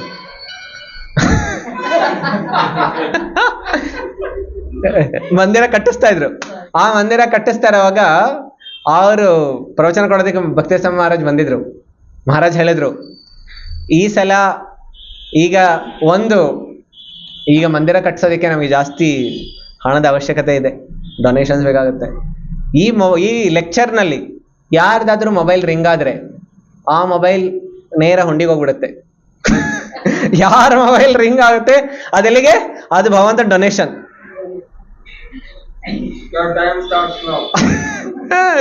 ಸೊ ನಮಗೂ ಅವಶ್ಯಕತೆ ಇದೆ. ಅದೆಲ್ಲ ನಮಗೂ ಮಂದಿರ ಇನ್ನೂ ಬಂದಿಲ್ಲ, ಅದೆಲ್ಲ ನಮಗೂ ಮಂದಿರದ ಅವಶ್ಯಕತೆ ಇದೆ. ಯಾರ್ದಾದ್ರೂ ಡೊನೇಷನ್ ಕೊಡೋದಕ್ಕೆ ಇಚ್ಛೆ ಇದ್ರೆ ನೀವು ಫುಲ್ ಆನ್ ಇಟ್ಟಿರ್ಬೋದು. ನಾವು ಬೇರೆ ಭಕ್ತರಿಗೂ ಹೇಳ್ತೀವಿ ಕಾಲ್ ಮಾಡೋದಕ್ಕೆ. ಹರೇ ಕೃಷ್ಣ. ನಾನೇನ್ ಹೇಳ್ತಾ ಇದ್ದೆ? ಹಿರಣ್ಯಕಶಿಪು ಯಾವ ಯುಗದಲ್ಲಿ ಇದ್ದಿದ್ದು? ಸತ್ಯಯುಗದಲ್ಲಿ. ರಾವಣ ತ್ರೇತಾಯುಗದಲ್ಲಿ. ಈಗ ರಾವಣ ಒಂದ್ಸಲ ಒಂದು ಬೆಟ್ಟಕ್ಕೆ ಹೋದ. ಆ ಬೆಟ್ಟದಲ್ಲಿ ಅವನು ಒಂದು ದೊಡ್ಡ ಪರ್ವತದಷ್ಟು ಎತ್ತರವಾಗಿರುವಂಥದ್ದು ಒಂದು ನೋಡ್ತಾ ಇದ್ದ. ಅವನಿಗೆ ಏನು ಅಂತ ಗೊತ್ತಾಗ್ತಾ ಇರಲಿಲ್ಲ. ಆಗ ಅವನ ಸಂಗಡಿಗರು ಬಂದು ಹೇಳಿದ್ರು, ಇದು ಹಿರಣ್ಯಕಶಿಪುವಿನ ಕಿವಿಯೋಲೆ. ಪರ್ವತದಷ್ಟು ಕಾಣಿಸ್ತಾ ಇತ್ತು ರಾವಣನಿಗೆ. ಅವ್ರು ಹೇಳ್ತಾ ಇದ್ರು, ಈ ಹಿರಣ್ಯಕಶಿಪುವನ್ನ ಆ ನರಸಿಂಹ ಕೊಂದಿದ್ದು. ಆ ನರಸಿಂಹನೇ ಈಗ ತ್ರೇತಾಯುಗದಲ್ಲಿ ರಾಮನಾಗಿ ಬಂದಿದ್ದಾನೆ. ಈಗಲಾದ್ರೂ ರಾಮನ ಪತ್ನಿ ಸೀತಾನ ವಾಪಸ್ ಕೊಟ್ಬಿಡು. ಆದ್ರೆ ಕೇಳೋದಕ್ಕೆ ತಯಾರಿರ್ಲಿಲ್ಲ. ಸೊ ಆ ರೀತಿ हिरण्यकशिपु इतना बलवान थे, फिर भी भगवान के एक, देखिए नरसिंह अवतार कौन है? कृष्ण के पहला विस्तार कौन है? बलराम जी. बलराम जी के विस्तार कौन है? चतुर्व्यूह. चतुर्व्यूह कौन कौन है? वासुदेव, संकर्षण, अनिरुद्ध, प्रद्युम्न. और ये महासंकर्षण है. और उनसे और एक चतुर्व्यूह आता है. कौन है? और एक चतुर्व्यूह आता है. वासुदेव, संकर्षण, अनिरुद्ध, प्रद्युम्न. और ये संकर्षण है महाविष्णु. और ये महाविष्णु के रोम छिद्र से आता है पूरे ब्रह्मांड. और हर एक ब्रह्मांड में वो महाविष्णु जाते हैं गर्भोदकशाही विष्णु के रूप में. और गर्भोदकशाही विष्णु हर एक ब्रह्मांड में जाते हैं. और उनके नाभि कमल से क्या आता है? ब्रह्मा जी कमल आता है. और कमल में ब्रह्मा जी का जन्म होता है. और ये गर्भोदकशाही विष्णु के एक विस्तार होता है क्षीरोदकशाही विष्णु. क्षीरोदकशाही विष्णु हर एक युग में दूसरे अवतार के रूप में आते हैं. और क्षीरोदकशाही विष्णु हर एक जीवी के परमात्मा रूप में भी हमारे हृदय में स्थित होते हैं. ऐसे क्षीरोदकशाही विष्णु का अवतार है नरसिम्हदेव. वो नरसिम्हदेव हिरण्यकशिपु को मार डाला. ಈ ರೀತಿಯ ಹಿರಣ್ಯಕಶಿಪುಗೆ ಭಗವಂತ ಇಷ್ಟು ತುಂಬಾ ಸುಲಭವಾಗಿ ಕೊಂದುಬಿಟ್ಟಿದ್ರೆ ಇನ್ನು ರಾವಣ ಏನ್ ಲೆಕ್ಕಕ್ಕೆ? ಆದ್ರೂ ರಾವಣನ ಬುದ್ಧಿ ಓಡಿಲ್ಲ. ಅದಕ್ಕೋಸ್ಕರ ಯಾವಾಗ ನಾವು ಶಾಸ್ತ್ರ ಓದ್ತೀವಲ್ಲ ನಮಗೆ ಗೊತ್ತಾಗ್ಬಿಡುತ್ತೆ. ಅದಕ್ಕೋಸ್ಕರ ಶಾಸ್ತ್ರ ನಾವು ಯಾವಾಗ ಓದ್ತಾ ಇರ್ತೀವಲ್ಲ, ನಾವು ಧ್ಯಾನಪೂರ್ವಕವಾಗಿ ಕೇಳಿದ್ರೆ, ಧ್ಯಾನಪೂರ್ವಕವಾಗಿ ಓದ್ತಾ ಇದ್ರೆ ನಮ್ಮ ಎಷ್ಟೊಂದು ದುರ್ಬುದ್ಧಿಗಳೆಲ್ಲ ಹೋಗ್ಬಿಡುತ್ತೆ, ಬರೀ ಶಾಸ್ತ್ರವನ್ನು ಸರಿಯಾಗಿ ಓದ್ತಾ ಇದ್ರೆ. ಈಗ ಹಿರಣ್ಯಕಶಿಪು ನೋಡಿ ಮತ್ತೇನೇನ್ ಮಾಡ್ತಾ ಇದ್ದಾನೆ.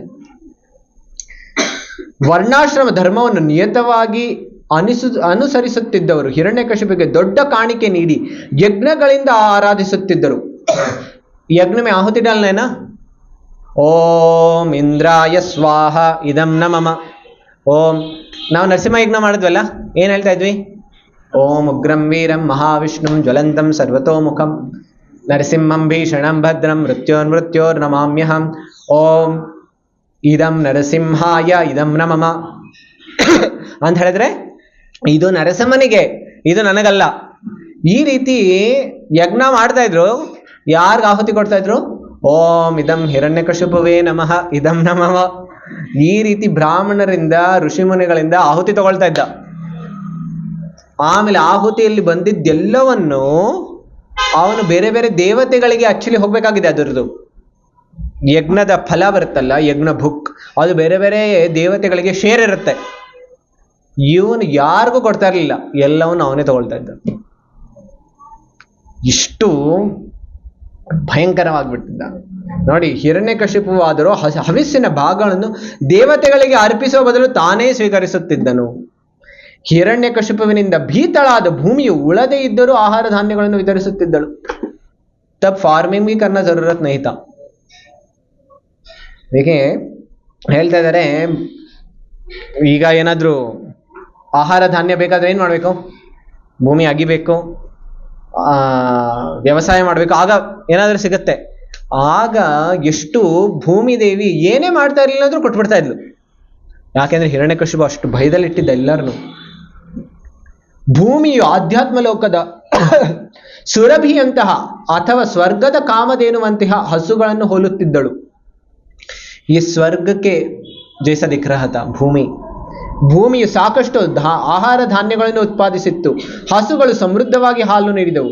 ದೂರದ ಆಕಾಶವು ವಿಚಿತ್ರ ಘಟನೆಗಳಿಂದ ಸುಂದರವಾಗಿ ಅಲಂಕೃತವಾಯಿತು. स्वर्ग के जैसे ये भूलोक दिख रहा था. क्यों? हिरण्यकशिपु के डर से सारे देवता जो कुछ भी चाह रहे थे सब देते थे. ऐसा हो गया था. ಈಗ ಸ್ವಲ್ಪ ಮುಂದೆ ಹೋಗ್ತೀನಿ.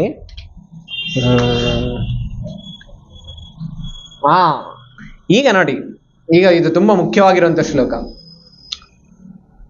ಸ ಇತ್ತಂ ನಿರ್ಜಿತಕು ಬೇಕರಾಡ್ ವಿಷಯಾನ್ ಪ್ರಿಯಾನ್ ಯಥೋಪಜೋಷಂ ಭುಂಜಾನೋ ನ ಅತೃಪ್ಯದ್ ಅಜಿತೇಂದ್ರಿಯ. ಈಗ ನೋಡಿ, ಸಾಮಾನ್ಯವಾಗಿ ಈಗ ನೋಡಿ, ಎಲ್ಲರಿಗೂ ಈ ಜಗತ್ತಿನಲ್ಲಿ ಏನಾಗಬೇಕು ಅಂತ ಆಸೆ ಇದೆ? ನೀವೆಲ್ಲರೂ ಹೇಳ್ಬೋದು. ಜಗತ್ತಿನಲ್ಲಿ ಸಾಮಾನ್ಯ ಜನರ ಆಸೆಗಳೆಲ್ಲ ಏನೆಲ್ಲ ಇದೆ, ಅಭಿಲಾಷೆಗಳೆಲ್ಲ ಏನಿದೆ? उनका क्या क्या इच्छा कामनाएं हैं? सामान्य लोगों का इच्छा कामनाएं क्या रहती है, अभिलाषा क्या रहती है? हाँ, आगे डॉक्टर ಆಗ್ಬೇಕು, ಇಂಜಿನಿಯರ್ ಆಗ್ಬೇಕು. ಯಾಕೆ? ರೊಕ್ಕ ಗಳಿಸ್ಬೇಕು. ಆಯ್ತು, ಆಮೇಲೆ ಮತ್ತೇನೇನು? ಇಂದ್ರಿಯ ಸುಖಗಳು ಬೇಕು ಅಂತ. ಆಯ್ತು, ಮತ್ತೆ ಬೇರೆ ಬೇರೆ ಬೇರೆ ಹೇಳಿ. ಪವರ್ ಬೇಕು ಅಂತ, ಅಧಿಕಾರ ಬೇಕು ಅಂತ, ಮತ್ತೆ ಕೀರ್ತಿ, ಯಶಸ್ಸು, ಮತ್ತೆ और क्या क्या चाहते हैं लोग? संपत्तु, ज्ञान. Very good. मत मुझे लगता है आप सबको कुछ इच्छा ही नहीं. आप बहुत सिर्फ भगवान के भक्ति चाह धीरे-धीरे आ रहा है वो. क्या क्या इच्छा रहती है? सामान ಹಾ, ಎಲ್ಲ ನನ್ನ ಕೈ ಕೆಳಗಡೆ 100 ಜನ ಇರಬೇಕು, ಅವರೆಲ್ಲರೂ ನನ್ನ ಸೇವೆ ಮಾಡ್ಬೇಕು. ಹೌದಲ್ಲ? ಈ ರೀತಿನೂ ಇರ್ತಾರೆ ಜನ. ಮತ್ತೇನಾದ್ರು? ಆಯ್ತು, ಸಾಕಿಷ್ಟು, ಇವತ್ತಿಗೆ ಎಷ್ಟು ಸಾಕು. ಈಗ ಹಿರಣ್ಯಕಶಿಪುವಿಗೆ ಇದ್ರಲ್ಲಿ ಯಾವ್ದಿರ್ಲಿಲ್ಲ ಹೇಳಿ? ಏನಿರ್ಲಿಲ್ಲ. ಹಿರಣ್ಯಕಶಿಪುವಿಗೆ ಐಶ್ವರ್ಯ ಇತ್ತು ಅಲ್ವ? ಅವನಿಗೆ ಎಲ್ಲಾ ರೀತಿಯ ಅರಮನೆಗಳು ಇತ್ತು ಅಲ್ವ? ಯಾರು ಅವ್ರ ಸೇವಕರು ಯಾರು ಇದ್ರು? ಎಲ್ಲಾ ಜನರು ಬ್ರಹ್ಮ ವಿಷ್ಣು ಮಹೇಶ್ವರ ಬಿಟ್ಟು ಸಮಸ್ತ ಜೀವರಾಶಿಗಳು ಭೂಲೋಕದಲ್ಲಿ ಯಾರು ಬ್ರಹ್ಮಾಂಡದಲ್ಲಿ ಯಾರಿದ್ದಾರಲ್ಲ ಎಲ್ಲರೂ ಇವನ ಅಧೀನದಲ್ಲಿದ್ದರು. ದೇವತೆಗಳು ಇದ್ದಾರೆ, ಋಷಿಮುನಿಗಳು ಇದ್ದಾರೆ, ಎಲ್ಲರನ್ನೂ ಇವನ ಅಧೀನದಲ್ಲಿ ಇಟ್ಕೊಂಡಿದ್ದಾನೆ. ಮತ್ತೇನೇನು?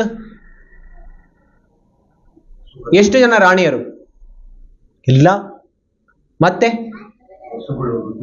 ಹಾ, ಈ ಇಷ್ಟೆಲ್ಲ ಇದ್ರು ಏನನ್ಸುತ್ತೆ? ಇಷ್ಟೆಲ್ಲ ಇದ್ರೆ ಅವ್ನು ಖುಷಿಯಿಂದ ಇರ್ಬೇಕಲ್ಲ.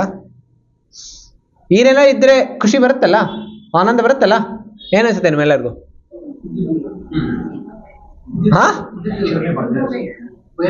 ಸಂತೋಷ ಬರುತ್ತಲ್ಲ, ಆನಂದ ಬಂದ್ಬಿಡುತ್ತಲ್ಲ, ಸಾಕಲ್ಲ.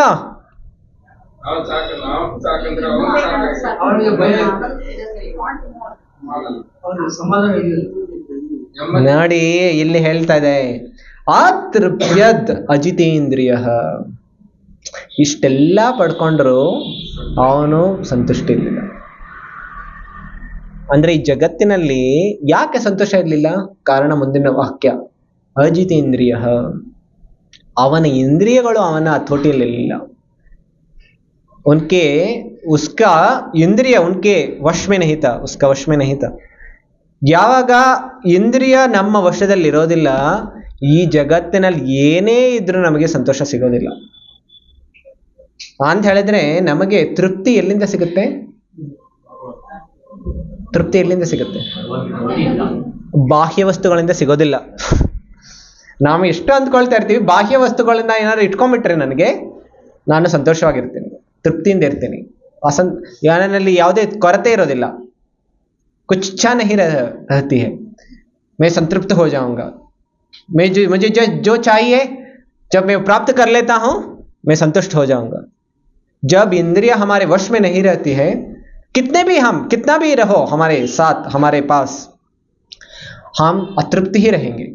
जैसा हिरण्यकशिपु के साथ पूरा ब्रह्मांड के सब लोग कर रहे हैं सेवा उनके, फिर भी तृप्त नहीं है. तो इसीलिए बोलते हैं हम तृप्त होना चाहिए तो सिर्फ एक ही है काम करना है. वो क्या है? हाँ, हमारी इंद्रिय बहिर्मुख है. अभी हमारी इंद्रिय बहिर्मुख से हम क्या करना है? अंतर्मुख करना है. अंतर कौन है? अंदर भगवान है. हम जब भगवान का सेवा करने के लिए, भक्तों का सेवा करने के लिए जब अंतर्मुख होंगे, तब संतृप्ति जो जितना है हमारे पास उतना में हम संतुष्ट हो जाएंगे. मगर जब वो हमारे इंद्रिय जब बहिर्मुख हो जाएंगे, हमको संतृप्ति नहीं मिलती है, कितना भी हो हमारे पास. ಈಗ ನೋಡಿ, ತನ್ನ ಐಶ್ವರ್ಯದಿಂದ ಮತ್ತನಾಗಿ ಪ್ರಮಾಣಭೂತ ಶಾಸ್ತ್ರಗಳಲ್ಲಿ ಉಕ್ತವಾದ ಶಾಸನಗಳನ್ನು ನಿಯಮಗಳನ್ನು ಮೀರಿ ನಡೆಯುತ್ತಾ ಹಿರಣ್ಯಕಶಿಪು ದೀರ್ಘಕಾಲವನ್ನು ಕಳೆದನು. कितने साल ऐसे जिया वो? बहुत साल ऐसे ही जी रहा था. ಆದ್ದರಿಂದ ಮಹಾಬ್ರಾಹ್ಮಣರಾದ 4 ಕುಮಾರರು ಅವನನ್ನು ಶಪಿಸಿದರು. क्यों हो रहा है ऐसा? इसका कारण में हमारे पिछले क्लास में हम चर्चा किए थे. ಯಾಕೆ ಹಿರಣ್ಯಕಶಿಪು ಈಗ ಈ ರೀತಿ ಇದ್ದಾನೆ? ಹಿರಣ್ಯಾಕ್ಷ ಯಾಕೆ ಈ ರೀತಿ ಇದ್ದಾರೆ?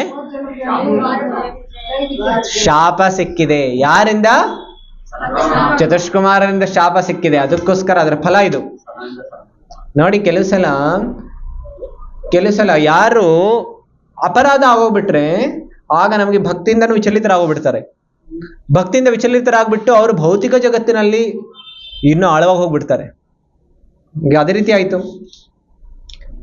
ಈಗ ಮುಂದೆ ನೋಡಿ,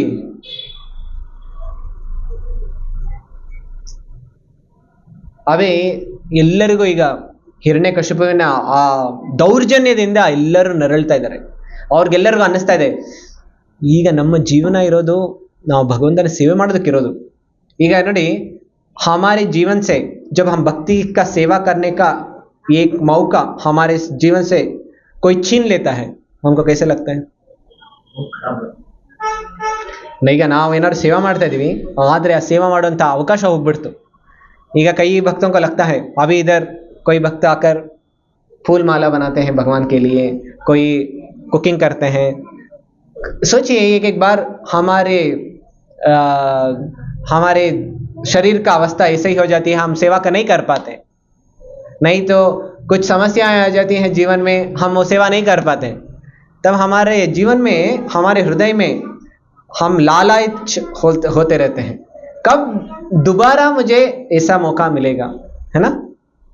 ಯಾರು ಸೇವಾ ಒಂದು ಸಲ ಸೇವಾ ಮಾಡಿರೋ ರುಚಿ ಸಿಕ್ಕಿರುತ್ತಲ್ಲ, ಅವ್ರಿಗೆ ಎಲ್ಲೇ ಇದ್ರು ಅವ್ರು ಬರ್ತಾರೆ ಸೇವಾ ಮಾಡೋದಕ್ಕೆ. ಇಲ್ಲ ಭಗವಂತನ ಭಜನೆ ಮಾಡೋದಕ್ಕೆ, ಈಗ ನೋಡಿ ಕೆಲವು ಸಲ ಯಾರು ಭಜನೆ ಮಾಡೋದಕ್ಕೆ ರುಚಿ ಒಂದು ಸಲ ಸಿಕ್ಕಿರುತ್ತಲ್ಲ, ಅವ್ರಿಗೆ ಜಪ ನೀವು ಹೇಳಿ, ಪ್ರಭುಜಿ ಇವತ್ತು ನೀವು ಹಾಲಿಡೇ ತಗೊಳ್ಳಿ, ನೀವು ಇವತ್ತು ಜಪ ಮಾಡೋ ಅವಶ್ಯಕತೆ ಇಲ್ಲ. इधर कितने भक्त 16 माला हर दिन करते हैं? ओके, हर दिन 16 माला करते हैं. और कितने भक्त इधर कम से कम 10 माला करते हैं हर दिन? कितने भक्त हैं इधर कम से कम हम 8 माला तो करते हैं? 8 माला तो करते हैं. हाँ, ओके. कितने भक्त हैं कम से कम 4 माला तो हो जाता है? 4 माला तो हो जाता है. Very good. कितने भक्त हैं इधर एटलीस्ट 1 माला? 1 माला तो हम करते हैं. कितने भक्त हैं? Okay, very good. कितने भक्त हैं इधर? प्रजी माला के प्रश्न मत पूछिए हमें, और दूसरा पूछ लीजिए, नो प्रॉब्लम. हम आप डोनेशन चाहिए डोनेशन भी दे देंगे, माला करने का संकल्प मत पूछिए हमें. कितने भक्त हैं? प्रभु जी हमको माला करने की वो संकल्प लेना बहुत मुश्किल है. हर दिन, जिस दिन भक्तों के संग में रहते हैं कर सकते हैं, मगर जब भक्तों के संग नहीं रहते हैं हमको करने के लिए बहुत मुश्किल होता है. आप हाथ ऊपर कीजिए. एक और कई भक्त किसी के लिए भी हाथ ही ऊपर नहीं किए. ಕೆಲವು ಭಕ್ತರು ಯಾವುದಕ್ಕೂ ಕೈ ಎತ್ತಿಲ್ಲ. ಹಾ ಅಂದ್ರೆ ಏನರ್ಥ ನೋಡಿ. ಹಾ ಅಂದ್ರೆ ನೀವು ಸತತವಾಗಿ ಮಾಡ್ತಾ ಇದೀರಿ, 16ಕ್ಕಿಂತ ಜಾಸ್ತಿ ಮಾಡ್ತಾ ಇದೀರಿ. ಓ, ಯಾರು ಕೈ ಎತ್ತಿಲ್ಲ ಅಂದ್ರೆ ಅವ್ರು 16ಕ್ಕಿಂತ ಜಾಸ್ತಿ ಮಾಡ್ತಾ ಇದಾರೆ ಅಂತ ಆಯ್ತು. ಅದಕ್ಕೋಸ್ಕರ ಯಾರು ಕೈ ಎತ್ತಿಲ್ಲ. ಸರಿ ಸರಿ. ಸೊ ಆ ರೀತಿ ಯಾಕೆ ಈ ಪ್ರಶ್ನೆ ಕೇಳ್ತಾ ಇದ್ದಿದ್ದು? ಹಾ, ನಾನ್ ಕೇಳ್ತಾ ಇದ್ದು, ಈಗ ಯಾರೆಲ್ಲ ಜಪ ಮಾಡ್ತಾ ಇದ್ದೀರಲ್ಲ 16 ಮಾಲೆ, ಈಗ ನಿಮಗೆ ಏನಾದ್ರು ಪ್ರಭುಜಿ ನೀವು 1 ವಾರ ನೀವು ಹಾಲಿಡೇ ತಗೊಳ್ಳಿ, ಪ್ರಭುಜಿ ಮಾತಾಜಿ ನೀವು ಒಂದು ವಾರ ಹಾಲಿಡೇ ತಗೊಳ್ಳಿ, ನೀವು ಜಪ ಮಾಡಬೇಡಿ, ನಿಶ್ಚಿಂತೆಯಾಗಿ ಚೆನ್ನಾಗಿ ಸ್ವಲ್ಪ ನಿದ್ದೆ ಮಾಡಿ, ಬೇರೆ ಬೇರೆ ಸ್ವಲ್ಪ ಫ್ರೆಂಡ್ಸ್ ಜೊತೆ ತಿರುಗಾಡಿ, ಆಮೇಲೆ ಏನು ಸ್ವಲ್ಪ ಮಜಾ ಮಾಡೋಕೆ ಮಾಡಿ. ಈ ರೀತಿ ಏನಾದರೂ ನಾನು ಹೇಳ್ತಾ ಇದ್ದೀನಿ, ಆದರೆ ಮಾಡಿ ಅಂತ ಹೇಳ್ತಾ ಇಲ್ಲ. ನೀವೇನಾದ್ರೂ ಈ ರೀತಿ ಮಾಡಿದ್ರೆ ನಿಮಗೆ ಆ ವಾರದ ಕೊನೆಯಲ್ಲಿ ಯಾವ ರೀತಿ ಅನುಭವ ಇರುತ್ತೆ ಹೇಳಿ? ಬೇರೆ ಬೇರೆ ಹೇಳಿ. ಹಾ, ಅನ್ಈಸಿನೆಸ್, ಆಮೇಲೆ ಅನ್ಈಸಿನೆಸ್, ಮತ್ತೆ ಏನು ಹೇಳ್ತಾ ಇದ್ರು? ಅಪರಾಧ ಏನೋ ಮಾಡ್ಬಿಟ್ನಲ್ಲ. ಓಕೆ, ಮತ್ತೆ ಮತ್ತೆ ಬೇರೆ ಏನಿರೋ ಫೀಲಿಂಗ್ಸ್ ಬರುತ್ತೆ, ಎಮೋಷನ್ಸ್ ಬರುತ್ತೆ. ಜಾಸ್ತಿ ಟೈಮ್ ವೇಸ್ಟ್ ಆಗೋಗ್ಬಿಡ್ತು, ಆಯ್ತು. नेगेटिव आप कुछ बोल रहे थे? हाँ, आई हैव लॉस्ट समथिंग. ಆಯ್ತು. ಮತ್ತೆ ಪ್ರಭುಜಿ ಏನು ಉತ್ತರ ಕೊಡ್ತಾ ಇಲ್ಲ, ಕೊಟ್ರೆ ಏನಾದ್ರೂ ಮಾಡ್ಬೇಕಾಗುತ್ತಲ್ಲ ಅಂತ ಭಯ, ಬರೀ ಮಾತಾಜಿಸೇ ಉತ್ತರ ಕೊಡ್ತಾ ಇದಾರೆ. ಏನಾದ್ರು ಕಳ್ಕೊಂಡೆ ಅಂತ ಅನ್ನಿಸ್ತದೆ ಅಂತೆ. ಮತ್ತೆ ಬೇರೆಯವ್ರು ಹೇಳಿ. ನಂಗನ್ಸುತ್ತೆ ಇವ್ರು ಒಂದ್ಸಲ ಬಿಟ್ಟೇ ಇಲ್ಲ ಅನ್ನಿಸ್ತದೆ. ಇಲ್ಲ, ಹಿಡ್ಕೊಂಡೇ ಇಲ್ಲ. ಹಿಡ್ಕೊಂಡಿದ್ರಲ್ಲ ಬಿಡೋದಕ್ಕಾಗತ್ತೆ. ಹಾ, ಹೋಲಿ ಬ್ರಜಿ. ತಪ್ಪಿನ ಅರಿವಾಗತ್ತೆ. Very good. ಈಗ ಯಾರಿಗಾದ್ರೂ ಅನ್ನಿಸ್ತಾ ನನಗೆ ಎಲ್ಲ ಮಜಾ ಮಾಡಿದ್ದೀನಿ, ಜಪ ಬಿಟ್ಟು ಭಕ್ತರ ಸಂಘ ಬಿಟ್ಟು ಎಲ್ಲ ಮಜಾ ಮಾಡಿದ್ದೀನಿ, ಯಾರಿಗಾದ್ರೂ ಪಾಸಿಟಿವ್ ಫೀಲಿಂಗ್ಸ್ ಬರುತ್ತಾ? ಯಾರಿಗಾದ್ರು ಬರುತ್ತೆ? ಯಾರಿಗಾದ್ರು ಒಬ್ರಿಗಾದ್ರೂ ಬರುತ್ತೆ? ಬರೋದಿಲ್ಲ. ಯಾರು ಒಂದು ಸಲ ಭಗವಂತನ ನಾಮ ರುಚಿ, ಭಗವಂತನ ಸೇವಾ ರುಚಿ, ಭಕ್ತರ ಸಂಘದ ರುಚಿ ಯಾರಿಗಾದ್ರು ಒಬ್ಬರಾದ್ರೂ ಟೇಸ್ಟ್ ಮಾಡಿರ್ತಾರಲ್ಲ, ಅವ್ರಿಗೆ ಭಗವಂತನ ಸೇವೆ ಬಿಟ್ಟು ಏನೇ ಮಾಡಿದ್ರು ಆ ರುಚಿ ಬರೋದಿಲ್ಲ ಅಂತ ಹೇಳಿದ್ರೆ, ನಮಗೆ ಬೇಜಾರಾಗ್ತಾ ಇದ್ರು ನಾವು ಮತ್ತೆ ಮತ್ತೆ ಅದೇ ಇದರಲ್ಲಿ ಬೀಳ್ತಾ ಇರ್ತೀವಿ. ಹೌದಲ್ಲ? ಅದೇ ಮತ್ತೆ ಮತ್ತೆ ಅದರಲ್ಲೇ ಬೀಳ್ತಾ ಇರ್ತೀವಿ. ಅಂದ್ರೆ ನಿಷ್ಠೆಯಿಂದ ನೋಡಿ, ಭಕ್ತಿ ಮಾಡುವಂತ ಮೊದಲು ಕೆಲವು ಸ್ಟೇಜಸ್ ಬರುತ್ತೆ. ಒಂದು ಸ್ಟೇಜ್ ಅಂತ ಹೇಳಿದ್ರೆ ಉತ್ಸಾಹಮಯಿ. ಮೊದಲನೇ सಲ भक्ति ಬಂದ್ರೆ ಹೇಗೆ अनिಸುತ್ತೆ? जब हम भक्ति में पहली बार आते हैं, भक्तों के संग में आते हैं, कीर्तन देखते हैं और नृत्य करते हैं, भक्तों का भगवान के कथा सुनते हैं, प्रसाद खाते हैं, पूरा दिन कैसा रहता है? वो कितना आनंद आनंद उत्साह बढ़ जाता है. कैसा रहता है? Flower pot. आप क्रैकर देखें, दिवाली के अवसर पर हम लगाते हैं ना फ्लावर पॉट, कितना ऊपर चला जाता है और कितना सेकंड रुकता है वो, और उसके बाद नीचे आ जाता है. जब हम भक्ति में पहली बार आते हैं ऐसा ही होता है. ಭಕ್ತಿ ಮಾಡೋ ಮೊದಲು ತುಂಬಾ ಉತ್ಸಾಹ ಬಂದ್ಬಿಡುತ್ತೆ, ಅನ್ನಿಸ್ಬಿಡುತ್ತೆ ನಾನೀಗ ಶುದ್ಧ ಭಕ್ತ ಆಗ್ಬಿಟ್ಟಿದ್ದೀನಿ. ಈಗ ನಾನು ನೇರ ಭಗವಂತನ ಧಾಮಕ್ಕೆ, ಈಗ ನೆಕ್ಸ್ಟ್ ಸ್ಟೆಪ್ ಅಲ್ಲೇ, ಇಲ್ಲಿ ಬಿಟ್ಟರೆ ನಾನು ನೆಕ್ಸ್ಟ್ ಸ್ಟೆಪ್ ಅಲ್ಲೇ ಹೋಗ್ಬಿಡ್ತೀನಿ. ಈ ರೀತಿಯ ಅನುಭವ ಆಗುತ್ತೆ. ಎಷ್ಟು ಜನಕ್ಕೆ ಆಗಿದೆ? ಆಗಿರ್ಲಿಲ್ಲ ಅಂತ ಹೇಳಿದ್ರೆ ನೀವು ಇಲ್ಲಿ ಬರ್ತಾನೆ ಇರಲಿಲ್ಲ. ನೀವಿಲ್ಲಿ ಬಂದಿದ್ದೀರಿ ಅಂತ ಹೇಳಿದ್ರೆ ನಿಮಗೆ ಭಕ್ತಿಯ ಉತ್ಸಾಹಮಯಿ ಆ ಸ್ಟೇಜ್ ನಮಗೆ ಅನುಭವ ಆಗೇ ಇದೆ. ನಿಮಗೆ ಅದರ ತುಂಬಾ ಅತಿ ಆನಂದ ಅನುಭವ ಆಗೇ ಇರುತ್ತೆ. ಇದು ಭಗವಂತನ ಕೃಪೆಯಿಂದ ಬಂದ್ಬಿಡುತ್ತೆ. ನೆಕ್ಸ್ಟ್ ಸ್ಟೇಜ್ ಇದೆಯಲ್ಲ, ಅದು ಘನ ತರಲ. ಏನು ಮೇಲ್ ಹೋಗುತ್ತೆ ಮತ್ತೆ ಕೆಳಗಡೆ ಬಂದ್ಬಿಡುತ್ತೆ. ಕೆಲವು ಸಲ ಮೇಲೆ ಅನ್ನಿಸ್ತಾ ಇರುತ್ತೆ, ನಾನೀಗ ಪ್ರತಿದಿನ ನಾನು 16 ಮಾಲೆ ಜಪ ಮಾಡ್ಬೇಕು ಅನ್ಸುತ್ತೆ, ಪ್ರತಿದಿನ ಭಕ್ತರ ಸಂಘದಲ್ಲಿ ಬರಬೇಕು, ಮಂಗಳಾರತಿ ಮಾಡ್ಬೇಕು, ಮನೆಯಲ್ಲಿ ಯಾವಾಗಲೂ ಪ್ರಸಾದನೇ ತಿನ್ಬೇಕು, ಈ ರೀತಿ ಅನ್ನಿಸ್ತಾ ಇರುತ್ತೆ. ಇದು ಘನ ಅಂದ್ರೆ ತುಂಬಾ ಮೇಲೆ ಹೋಗುತ್ತೆ ಕರ್ವ್. ಆಮೇಲೆ ಮಾರನೇ ದಿನ ಜಪ ಮಾಡೋದಕ್ಕೆ ರುಚಿ ಬರ್ತಾ ಇಲ್ಲ. ಒಂದೊಂದು ಮಾಲೆ ಒಂದೊಂದು ಪರ್ವತ ಹತ್ತಬೇಕು ಅನ್ನಿಸ್ತಾ ಇರುತ್ತೆ. आमेले माला करना छोड़ देते हैं, भक्तों के संग में आने छोड़ देते हैं और शास्त्र पढ़ना छोड़ देते हैं और पूरा कर्म नीचे चला जाता है. और एक थोड़े दिन के बाद और उत्साह बढ़ जाता है और कोई भक्त कॉल करते हैं और फेस्टिवल आ जाता है. फेस्टिवल में ज्यादा डांस करने का और वो फेस्टिवल कीर्तन और कथा सुनने में और मजा आ जाता है ना, और ऊपर चढ़ जाता है कर्म. और एक हफ्ता होने के बाद और कर्म नीचे चला जाता है.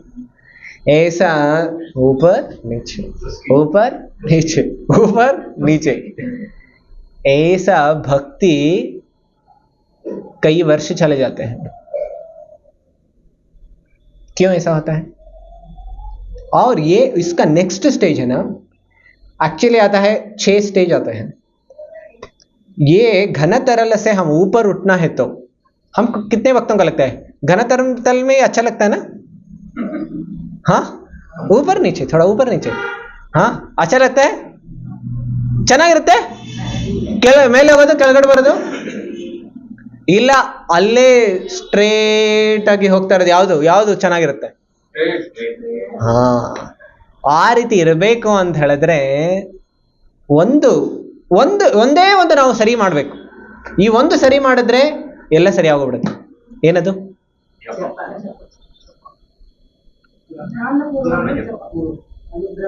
ಆಯ್ತು, ಬೇರೆ ಹೇಳಿ ಮತ್ತೇನೇನು? ಭಕ್ತರ ಸಂಘದಲ್ಲಿ ಪ್ರತಿ ಸಂಡೇ ಫೀಸ್ಟ್ ಕಾರ್ಯಕ್ರಮದಲ್ಲಿ, ಫೀಸ್ಟ್ ಅಲ್ಲ ಫೀಸ್ಟ್ ಏನೋ ಬೈ ಪ್ರಾಡಕ್ಟ್ ನೆಕ್ಸ್ಟ್ ಸಿಕ್ಬಿಡುತ್ತೆ, ಆದ್ರೆ ಪ್ರವಚನ, कीर्तन, भक्तों का संग, इधर बैठकर जब हम करते हैं ना भक्तों के साथ, हम रेगुलरली ये करते जाइए. आप देखिए ये ऊपर नीचे होना स्टॉप हो जाता है. जब तक ये ऊपर नीचे हो रहा है मतलब उसका अर्थ क्या है? हम भक्ति में गाढ़ा नहीं बने हैं. ऊपर नीचे हो रहा है मतलब हम भक्ति में तीव्र नहीं बने हैं और नैष्ठिकी निष्ठा नहीं आया है. तो एक है बहुत आवश्यक है, ये घन तरल से ऊपर उठना है और निष्ठा. प्लेन ನೋಡಿ ಹೇಗೆ ಹೋಗುತ್ತೆ? ಈ ರೀತಿ ಹೋಗ್ತಾ ಇರುತ್ತೆ ಪ್ಲೇನ್. ಕರ್ ಮೇಲ್ ಹೋಗುತ್ತೆ, ಆಮೇಲೆ ಸ್ಟಡಿಯಾಗಿ ಹೋಗುತ್ತೆ. ಅದೇ ರೀತಿ ನಮ್ಮ ಏರೋಪ್ಲೇನ್ ಹೋಗ್ಬೇಕು ಅಂತ ಹೇಳಿದ್ರೆ ಭಗವಂತನ ಧಾಮಕ್ಕೆ ಈ ರೀತಿ ಹೋದ್ರೆ ಆಗೋದಿಲ್ಲ. ಹೇಗೆ ಹೋಗ್ಬೇಕು? ಸೊ ಆ ರೀತಿ ನಾವು ಯಾಕೆ ಇದು ಹೇಳಿದ್ದು ನಾನು ಹುಂಡಿ ಹುಂಡಿ ಹುಂಡಿ ಏನು ಹಾ ಯಾರ್ದದು विष्णु ಇದೆ तो आप आने से पहले ही हम एक संकल्प लिए हैं ब्रो जी खुद आया ओके ओके तो जिनका फोन बजता है वो भगवान का हुंडी में जाता है। भगवान का शरण जाता है ओके मैं क्या बोल रहा था इसके पहले हाँ अतृप्त अजितेंद्रिय वो हो गया और उसके बाद और ब्रह्म शाप मिला उनको ಈಗ ನೋಡಿ ಹಿರಣ್ಯಕಶಿಪು ವಿಧಿಸುತ್ತಿದ್ದ ತೀಕ್ಷ್ಣ ದಂಡದ ಕಾರಣದಿಂದ ವಿವಿಧ ಲೋಕಗಳ ದೊರೆಗ हाँ मैं क्यों बोल रहा था अभी सारे देवता लोग वो बहुत ಅವ್ರಿಗೆಲ್ಲ ತುಂಬಾ ಬೇಜಾರಾಗ್ಬಿಟ್ಟಿದೆ ಹಿರಣ್ಯಕಶಿಪುವಿನಿಂದ ಅಷ್ಟೊಂದು ದೌರ್ಜನ್ಯ ಅನುಭವಿಸಿ ಈಗ ಅವ್ರಿಗೆ ಅನ್ನಿಸ್ತು ಒಂದೇ ಒಂದು ಆಶ್ರಯ ಇದೆ ನಮಗೆ ಯಾವ್ದು ಆಶ್ರಯ ವಿಷ್ಣು ನೋಡಿ ದೇವತೆಗಳಿಗೂ ತೊಂದರೆ ಬಂದ್ರೆ ಅವ್ರು ಎಲ್ಲಿಗೆ ಹೋಗ್ತಾ ಇದಾರೆ ವಿಷ್ಣುವಿಗೆ ಹೋಗ್ತಾ ಇದಾರೆ ಆದ್ರೆ ನಮಗ್ ತೊಂದರೆ ಬಂದ್ರೆ ನಾವೆಲ್ಲಿಗೆ ಹೋಗ್ತಾ ಇದೀವಿ जब हम कुछ समस्या में गिर जाते हैं पड़ जाते हैं हम किनका आश्रय लेते हैं हम नवग्रह शांति कराते हैं हम दूसरे देवताओं को बोलते हैं कृपा कीजिए मगर इनको भी जब समस्या होती है वो जाते हैं भगवान विष्णु के पास तो हम क्यों डायरेक्ट विष्णु के पास नहीं जाते है ना तो इसीलिए सारा समस्या बहुत आसानी से सुलझ जाएगी जब हम हरे कृष्ण महामंत्र जप करते रहते हैं हर दिन आप देखिए सारे जो कुछ भी समस्याएं हैं आपके जीवन में सब कुछ सुलझ जाएगी सिर्फ एक करने से वो क्या है हरे कृष्ण महामंत्र मगर भक्तों के साथ साथ जब हम करते हैं हरे कृष्णा कृष्णा कृष्णा हरे हरे हरे राम राम राम हरे। तो आज बहुत अच्छा अवसर है आप जप का संकल्प लेने के लिए कितने भक्त अभी एक माला भी नहीं कर रहे इधर आप हाथ ऊपर कीजिए ऊपर करने के लिए हिम्मत नहीं है ओके आप जो इच्छा संकल्प लेना चाहते हैं आज लीजिए बहुत अच्छा दिन है जो माला नहीं कर पा रहे हैं आप बढ़ाना चाह रहे हैं आज बहुत बहुत बहुत विशेष दिवस है मोहिनी एकादशी है ना मोहिनी एकादशी है आप इस अवसर पर आप आपका संकल्प ले सकते हैं ಈಗ ನೋಡಿ भगवान के पास हो गए हैं और भगवान के प्रति प्रार्थना कर रहे हैं अभी भगवान कैसे उत्तर देते हैं बहुत अच्छा श्लोक है 4 श्लोक है और जब भगवान बोलते हैं ना जैसे बादल में जैसे गर्जना होती है ना जैसे भगवान का आवाज है और बहुत मधुर भी रहता है और बहुत गंभीर भी रहता है और बीच में आवाज नहीं आती है और जब भगवान बोलते हैं ना शांत रहता है वातावरण और भगवान का गंभीर और मधुर आवाज ऐसे बाहर आता है आप सुनना चाहते हैं भगवान क्या बोले देवताओं लोगों को सुनने के लिए इच्छा नहीं है मोस्टली और जोर से हरि बोल बोलिए yes.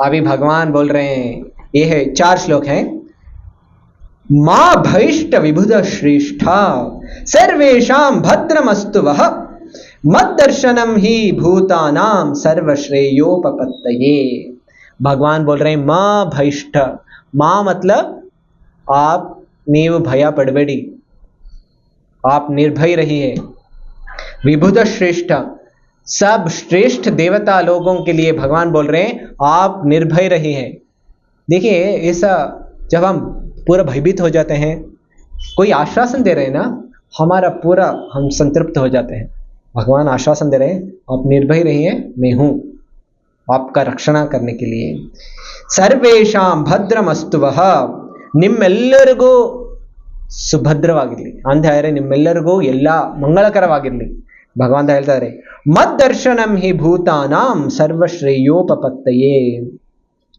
मद्दर्शनम मतलब मेरे दर्शन से क्या होता है सब लोगों को श्रेय मिलता है ನನ್ನ ದರ್ಶನ ಮಾತ್ರದಿಂದ ಎಲ್ಲ ಜೀವಿಗಳಿಗೆ ಏನೆಲ್ಲ ಅಶುಭಕರ ಇದೆ ಅವೆಲ್ಲವೂ ನಾಶ ಆಗೋಗ್ಬಿಡುತ್ತೆ. ಮತ್ ದರ್ಶನ, ದರ್ಶನ ಅಂತ ಹೇಳಿದ್ರೆ ಏನು? ದರ್ಶನ ಅರ್ಥ ಏನು? ಹಾ, ಭಗವಾನ್ ಕಾ ದರ್ಶನ್ ಕರ್ನ. ದರ್ಶನ ಅರ್ಥ ಮತ್ತೊಂದು ಇದೆ. ಅದೇನು ಅಂತ ಹೇಳಿದ್ರೆ ಭಗವಂತನ ನಾಮ ಮತ್ತು ಭಗವಂತನ ಶ್ರವಣ, ಅದು ಭಗವಂತನ ದರ್ಶನನೇ. ದರ್ಶನ ಅಂತ ಹೇಳಿದ್ರೆ ಮತ್ತೊಂದು ಕೇಳಿದ್ರೆ दार्शनिक ऑप्शन है. दर्शन मतलब और एक अर्थ है ಶಾಸ್ತ್ರ का ತತ್ವ. ಯಾರು ಭಗವಂತನ ಶಾಸ್ತ್ರವನ್ನ ಕೇಳ್ತಾರೆ ಮತ್ತು ಭಗವಂತನ ನಾಮವನ್ನ ಭಜನೆ ಮಾಡ್ತಾರೆ, ಏನಾಗ್ಬಿಡುತ್ತೆ? ಸರ್ವ ಶ್ರೇಯೋಪತ್ತಯೇ, ಅವ್ರಿಗೇನಾಗ್ಬಿಡುತ್ತೆ? ಎಲ್ಲಾ ರೀತಿಯ ಶ್ರೇಯ ಬಂದ್ಬಿಡುತ್ತೆ. ಅದಷ್ಟೇ ಅಲ್ಲ, ಮತ್ ದರ್ಶನಂ ಅಂತ ಹೇಳಿದ್ರೆ ಭಗವಂತ ಹೇಳ್ತಾ ಇದ್ದಾರೆ, ನನ್ನ ದರ್ಶನದಿಂದ ಸಮಸ್ತ ಎಲ್ಲಾ ಜೀವಿಗಳಿಗೆ ಆನಂದ ಸಿಗುತ್ತೆ ಅಂತ ಹೇಳಿ ಭಗವಂತ ಹೇಳ್ತಾ ಇದ್ದಾರೆ. ನಾನು ಅವತರಿಸ್ತೀನಿ, मेरा जन्म मेरा अवतार होने वाला है, जब मैं अवतार लूंगा सब लोग निर्भय हो जाते हैं, और उतना ही नहीं और उनको श्रेय मिल जाता है. और दूसरा श्लोक में भगवान बोल रहे हैं, ನಾನು ಏನ್ ಮಾಡ್ತೀನಿ, ಹಿರಣ್ಯಕಶಿಪುವಿನ ಎಲ್ಲ ದೌರ್ಜನ್ಯಗಳನ್ನ, ಅವನ ಎಲ್ಲ ಕುತಂತ್ರಗಳನ್ನ ನಾನು ಪೂರ್ತಿ ಎಲ್ಲವನ್ನು ನಾನು ನಿಲ್ಲಿಸ್ಬಿಡ್ತೀನಿ. ಅದಷ್ಟೇ ಅಲ್ಲ, ನೀವು ಅಲ್ಲಿಯ ತನಕ ನೀವು ತಾಳ್ಮೆಯಿಂದ ಇರಿ. ಏನಾಗ್ಬಿಡುತ್ತೆ, ಭಗವಂತ ನಮಗೆ ಕೆಲವು ಸಲ ಒಳ್ಳೆ ಗುಣಗಳು ಈಗ ಮಾವಿನ ಹಣ್ಣು ಬರಬೇಕು ಅಂತ ಹೇಳಿದ್ರೆ ಎಷ್ಟು ದಿನ ಬೇಕಾಗುತ್ತೆ? 1 ವರ್ಷ ಬೇಕಾಗುತ್ತೆ. ಮಾವಿನ ಬೀಜ ನೆತ್ತಿದ ಮೇಲೆ ಎಷ್ಟು ದಿನ ಬೇಕಾಗುತ್ತೆ? 5 ವರ್ಷ ಬೇಕಾಗುತ್ತೆ. ಯಾರಾದ್ರೂ ಮಾವಿನ ಗಿಡ ಬೆಳೆಸಿದಿರಿ? 5 ವರ್ಷ? ಇಲ್ಲ, ಎಷ್ಟು ವರ್ಷ ಬೇಕಾಗುತ್ತೆ? ಮಾವಿನ ಬೀಜ ಬಿತ್ತದ ಮೇಲೆ 5 ವರ್ಷ ಬೇಕಾಗುತ್ತೆ, ಹೌದಲ್ಲ? ಈಗ ಕೊತ್ತಂಬರಿ ಬೀಜ ಹಾಕಿದ್ರೆ ಎಷ್ಟು ವರ್ಷ ಬೇಕಾಗುತ್ತೆ? 3-4 ತಿಂಗಳು ಬರುತ್ತೆ, ಹೌದಲ್ಲ? ಆಮೇಲೆ ನೀವು ಮತ್ತಾವ್ದಾದ್ರು ಬೀಜ ಇದೆಯಾ? 10-20 ವರ್ಷ ಬರುತ್ತೆ. ತೆಂಗಿನಕಾಯಿ ಗಿಡ. ಈಗ ನೋಡಿ, ಎಲ್ಲದಕ್ಕೂ ಅದೇ ಸಮಯ ಇದೆ. ಕೆಲವು ಸಲ ನಮ್ಗನ್ಸುತ್ತೆ ಇವತ್ತು ನಾನು ನೆತ್ತಿದ್ದೀನಿ, ನಾಳೆ ಬರಬೇಕು ಅಂತ. ಇಂಪೇಷನ್ಸ್, ನಾವು ತಾಳ್ಮೆ ಕಳ್ಕೊಂಡ್ಬಿಡ್ತೀವಿ. ನೋಡಿ, भगवान बोल रहे हैं, मैं आऊंगा, अवतरित होऊंगा, मगर आप ಭಯಭೀತ ಮತ್ ಹೋಯಿಯೇ. ಅವ್ರು ಅಷ್ಟೇ ಅಲ್ಲ, ನೀವು ಶಾಂತವಾಗಿರಿ ನಾ ಬರೋ ತನಕ. ಈಗ ಅದಷ್ಟೇ ಅಲ್ಲ, ಈಗ ಈ ಒಂದು ಶ್ಲೋಕ ಮತ್ತು 2ನೇ ಶ್ಲೋಕ, ಈ 2 ಶ್ಲೋಕಗಳು ಇನ್ನೂ ಮುಖ್ಯವಾಗಿದೆ. ಭಗವಂತ ಹೇಳ್ತಾ ಇದ್ದಾರೆ, ನೀವೆಲ್ಲರೂ ಹೇಳಿ, ಯದಾ ದೇವೇಶು ವೇದೇಶು ಗೋಷು ವಿಪ್ರೇಷು ಸಾಧುಷು ಧರ್ಮೇ ಮಯಿ ಚ ವಿದ್ವೇಷಃ ಸವಾ ಆಶು ವಿನಶ್ಯತಿ. ಇದರಲ್ಲಿ ಹೇಳ್ತಾ ಇದ್ದಾರೆ, ಯಾರು ದ್ವೇಷಿಗಳಿರ್ತಾರಲ್ಲ, ಅವರ ನಾಶ ಆಗುವಂಥದ್ದು, ಸರ್ವನಾಶ ಆಗುವಂಥದ್ದು ನಿಶ್ಚಿತ. ಯಾರ ಮೇಲೆ ದ್ವೇಷ ತೋರಿಸೋದು? ಯದಾ ದೇವೇಶು ಅಂತ ಹೇಳಿದ್ರೆ ದೇವತೆಗಳ ಮೇಲೆ, ಭಗವಂತನ ಮೇಲೆ ಯಾರು ದ್ವೇಷ ಮಾಡ್ತಾರೆ ಇವರ ನಾಶ ಖಂಡಿತ. ವೇದೇಶು ಅಂತ ಹೇಳಿದ್ರೆ, ವೇದೇಶು मतलब वेद के प्रति कोई अपराध करता है. मैं एक भक्त को ನಾನು ಒಬ್ಬ ಭಕ್ತರು ಕೆಲವು ಸಲ ಪುಸ್ತಕ ವಿತರಣೆ ಮಾಡೋದಕ್ಕೆ ಹೋಗಿದ್ರು. जब वो पुस्तक वितरण कर रहा था, एक व्यक्ति आकर पूरा भगवत गीता फाड़ दिया. और कितना द्वेषी लोग के कई बार रहते हैं, और फाड़ कर और डस्टबिन में डाल देते हैं. और कई लोग रहते हैं, भगवत गीता जब पूरे भारत में वो चाह रहे थे कि भगवत गीता हमारा नेशनल बुक हो. कितना अपोजिशन, जो बुद्धिमान लोग हैं वही अपोजिशन करते हैं. एक साइंटिस्ट थी बैंगलोर के एक बहुत बड़ी कॉलेज में, वो प्रोफेसर थी, वो बोल रही थी, कितना अपोजिशन कर रही थी, भगवत गीता का बुक नेशनल बुक नहीं होना है. ये क्या कैसे लोग हैं? वेदेशु उसका अपराध कर रहे हैं। और गोशु, गोशु मतलब गो मतलब गाय। विप्रेशु, विप्र ब्राह्मण लोग। साधुषु, साधु लोग। देखिए ವೆಸ್ಟ್ ಬೆಂಗಾಲ್ में एक ಸಾಧು, ಒಬ್ಬ ಸಾಧುಗೆ ಕೊಂದಾಕ್ಬಿಟ್ರು ರೋಡ್ನಲ್ಲಿ. ವೆಸ್ಟ್ ಬೆಂಗಾಲ್ನಲ್ಲಿ ಮಂದಿರಗಳನ್ನೇ ಧ್ವಂಸ ಮಾಡ್ತಾ ಇದ್ರು, ಭಕ್ತರನ್ನೆಲ್ಲ ಕೊಚ್ಚಿ ಸಾಯಿಸ್ತಾ ಇದ್ರು. ये सब इतना अपराध कर रहे हैं. धर्मे मई च विद्वेष, विद्वेष मतलब जो द्वेष करते हैं इन सारे धर्म को, देव भगवान को और शास्त्रों को और गायों को, ब्राह्मणों को और साधु लोगों को जो द्वेष करता है क्या होता है उनको? सा वा आशु विनश्यति, बहुत जल्दी उनका नाश होने वाला है, बहुत जल्दी. कई बार लगता है वो ऊपर ही जा रहे हैं, उनको कुछ भी नहीं हो रहा है. ಕೆಲವು ಸಲ ಅನ್ಸುತ್ತೆ ಅವರಿಷ್ಟು ಬೇರೆ ಬೇರೆಯವ್ರಿಗೆ ಹಾನಿ ಮಾಡ್ತಾ ಇದ್ದಾರೆ, ಆದ್ರೆ ಅವ್ರಿಗೇನು ಆಗ್ತಾ ಇಲ್ಲ.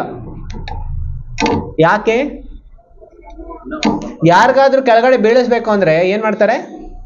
ಮೊದಲು ಮೇಲ್ ಕರ್ಕೊಂಡು ಹೋಗ್ತಾರೆ, ತುಂಬಾ ಮೇಲ್ ಕರ್ಕೊಂಡು ಹೋಗ್ತಾರೆ, ಮೇಲ್ ಕರ್ಕೊಂಡೋಗಿ ಅಲ್ಲಿಂದ ಬೀಳಿಸ್ತಾರೆ. ಅದೇ ರೀತಿ ಹಿರಣ್ಯಕಶಿಪುಗೂ ನೋಡಿ, ಎಲ್ಲಿದಾಗ ಹೋಗಿದ್ದ? ಅಲ್ಲಿಂದ ಕೆಳಗಡೆ ಬಿದ್ದ.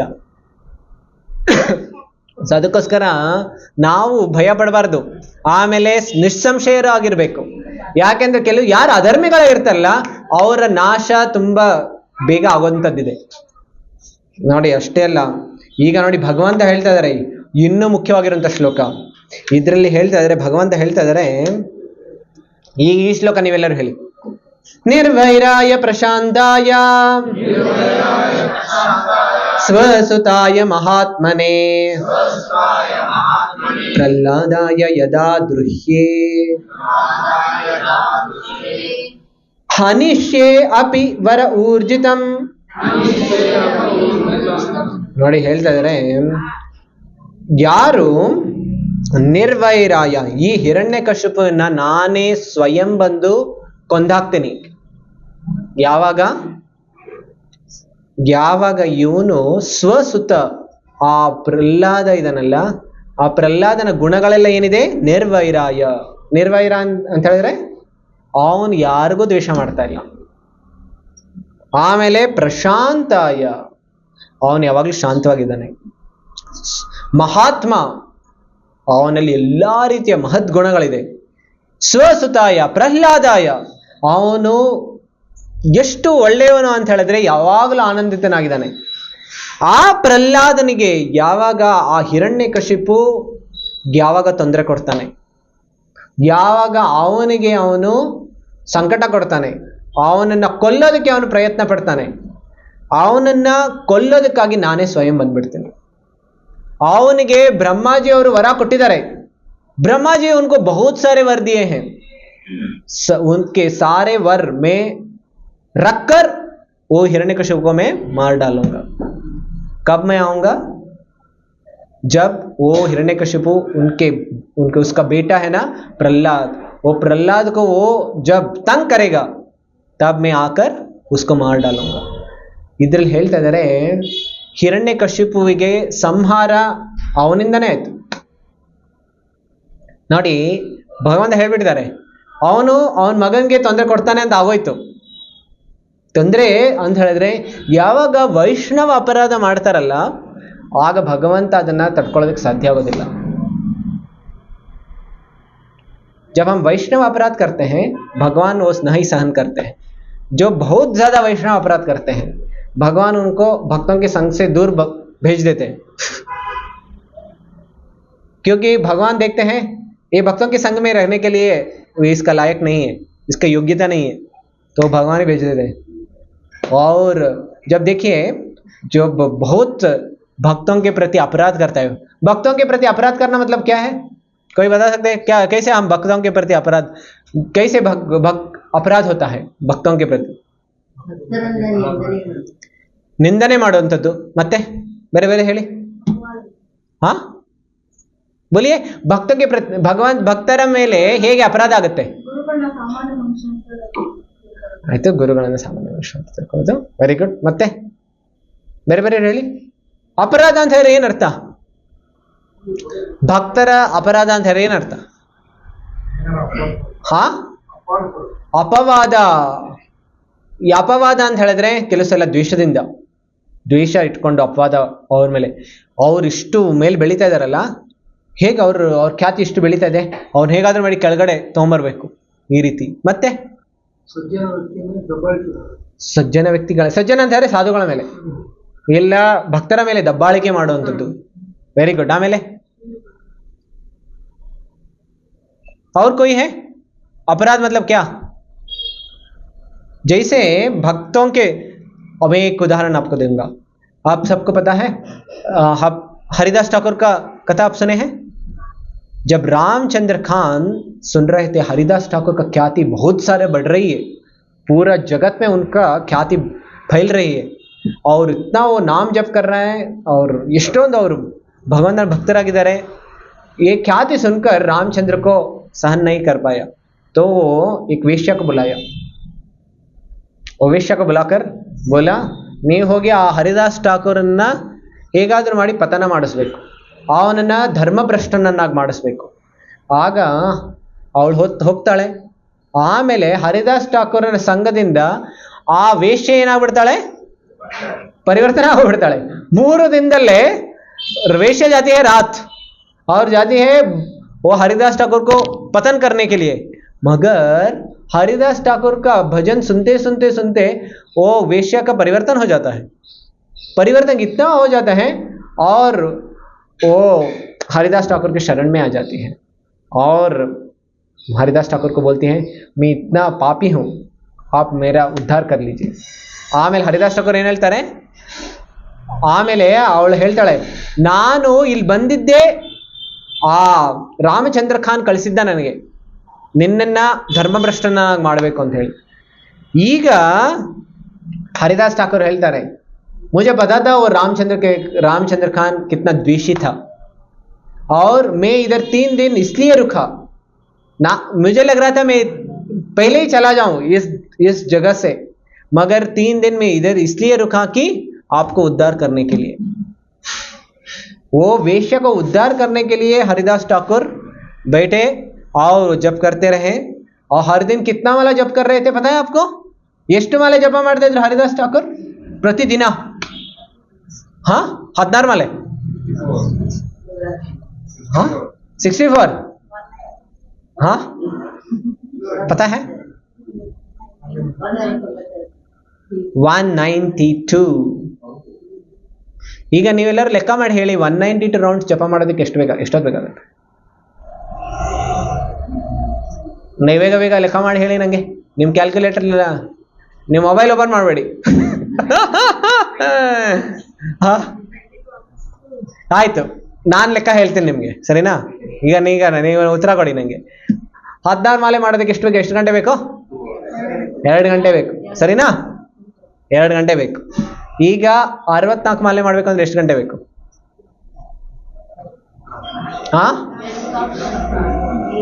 64 ಮಾಲೆ 8 ತಾಸು, ಸರಿನಾ? 64 2 ಸಲ ಹಾಕಿದ್ರೆ ಎಷ್ಟಾಗುತ್ತೆ? 64 ಡಬಲ್ ಎಷ್ಟು? 128, ಹೌದಲ್ಲ? ಈ 128ಕ್ಕೆ ಮತ್ತೊಂದು 64 ಆಡ್ ಮಾಡಿದ್ರೆ ಎಷ್ಟು? 192, ಸರಿನಾ? ಈಗ 64 ಮಾಡೋದಕ್ಕೆ ಎಷ್ಟು ಗಂಟೆ ಬೇಕು? 8 ಗಂಟೆ. ಅಂದ್ರೆ 192ಕ್ಕೆ ಎಷ್ಟು ಬೇಕು? 8 3 ಸಲ ಎಷ್ಟು? 24 ಗಂಟೆ. ಹರಿದಾಸ್ ಠಾಕೂರ್ ಎಷ್ಟು ಜಪ ಮಾಡ್ತಾ ಇದ್ರು? 192 ಮಾಲೆ ಜಪ ಮಾಡ್ತಾ ಇದ್ರು ಪ್ರತಿದಿನ. ಬರೀ ಏಕಾದಶಿ ದಿನ ಅಲ್ಲ, ಪ್ರತಿದಿನ ಅವ್ರು ಇಷ್ಟು ಜಪ ಮಾಡ್ತಾ ಇದ್ರು. ನಿಮ್ಗೆಲ್ಲ ಅನ್ಸುತ್ತೆ, ಪ್ರಭುಜಿ ಅವ್ರು ಊಟ ಮಾಡ್ತಾ ಇದ್ರು, ನಿದ್ದೆ ಮಾಡ್ತಾ ಇದ್ರು ಇಲ್ವೋ? ಅವ್ರು ನಿದ್ದೆನೇ ಮಾಡ್ತಾ ಇದ್ರು. ಎಷ್ಟು? 1-2 ಗಂಟೆ ಅಷ್ಟೇ. ಆಮೇಲೆ ದಿನದಲ್ಲಿ ಒಂದ್ಸಲ ಊಟ ಮಾಡ್ತಾ ಇದ್ರು. ಇದಷ್ಟೇ ಅಲ್ಲ, ಅವ್ರು ಹೋಗಿ ಪ್ರಚಾರನೂ ಮಾಡ್ತಾ ಇದ್ರು. ನೀವು ಚೈತನ್ಯ ಚರಿತಾಮೃತ ಓದಿದ್ರೆ ಚೈತನ್ಯ ಮಹಾಪ್ರಭು ಬಂದು ಹೇಳ್ತಾರೆ, ಹರಿದಾಸ್ ಠಾಕೂರ್ ನೀವು ಉತ್ತಮ ಪ್ರಚಾರಕರು. ಯಾಕೆ? ಎಷ್ಟೋ ಜನ ಇದ್ದಾರೆ ಬರೀ ಮಾತಾಡ್ತಾರೆ, ಮಾಡೋದಿಲ್ಲ, ಆಚರಣೆ ಮಾಡೋದಿಲ್ಲ. ಬರೀ ಪ್ರಚಾರ ಮಾಡ್ತಾರೆ, ಆಚರಣೆ ಮಾಡೋದಿಲ್ಲ. ಕೆಲವರು ಇರ್ತಾರೆ ಬರೀ ಆಚರಣೆ ಮಾಡ್ತಾರೆ, ಪ್ರಚಾರ ಮಾಡೋದಿಲ್ಲ. ಆದ್ರೆ ನೀವು ತುಂಬಾ ಉತ್ತಮ. ಯಾಕೆ? आप आचार भी करते हैं, आप प्रचार भी करते हैं, इसलिए आप बहुत उत्तम भक्त हैं. कौन बोलते हैं?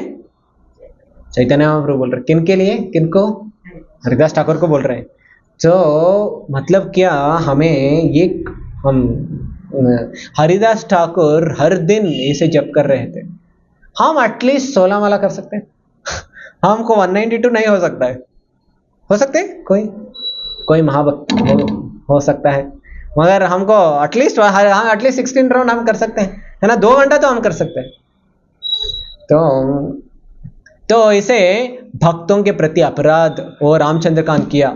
तो इसलिए उसका रामचंद्र कान को वो ब्रिटिश लोग आकर, मुसलमान लोग आकर उसको मार डाले, रामचंद्र कान को. क्यों? क्योंकि वो भक्तों के प्रति अपराध भी कर रहा था ऐसा. ಸೊ ಇದರ ಹಿರಣ್ಯಕಶಿಪುನು ಎಷ್ಟು ಅಪರಾಧ ಮಾಡ್ತಾ ಇದ್ದ. ಅದಕ್ಕೋಸ್ಕರ ನರಸಿಂಹದೇವರೇ ಸ್ಪೆಷಲ್ ಅವತಾರ ತಗೊಂಡ್ಬಿಟ್ರು. ಒಬ್ಬ ಭಕ್ತರನ್ನ ರಕ್ಷಣೆ ಮಾಡೋದಕ್ಕಾಗಿ, ಪ್ರಹ್ಲಾದನ ರಕ್ಷಣೆ ಮಾಡೋದಕ್ಕಾಗಿ. ಈಗ ಪ್ರಹ್ಲಾದನ ಗುಣಗಾನ ಎಷ್ಟೊಂದು ಬರುತ್ತೆ.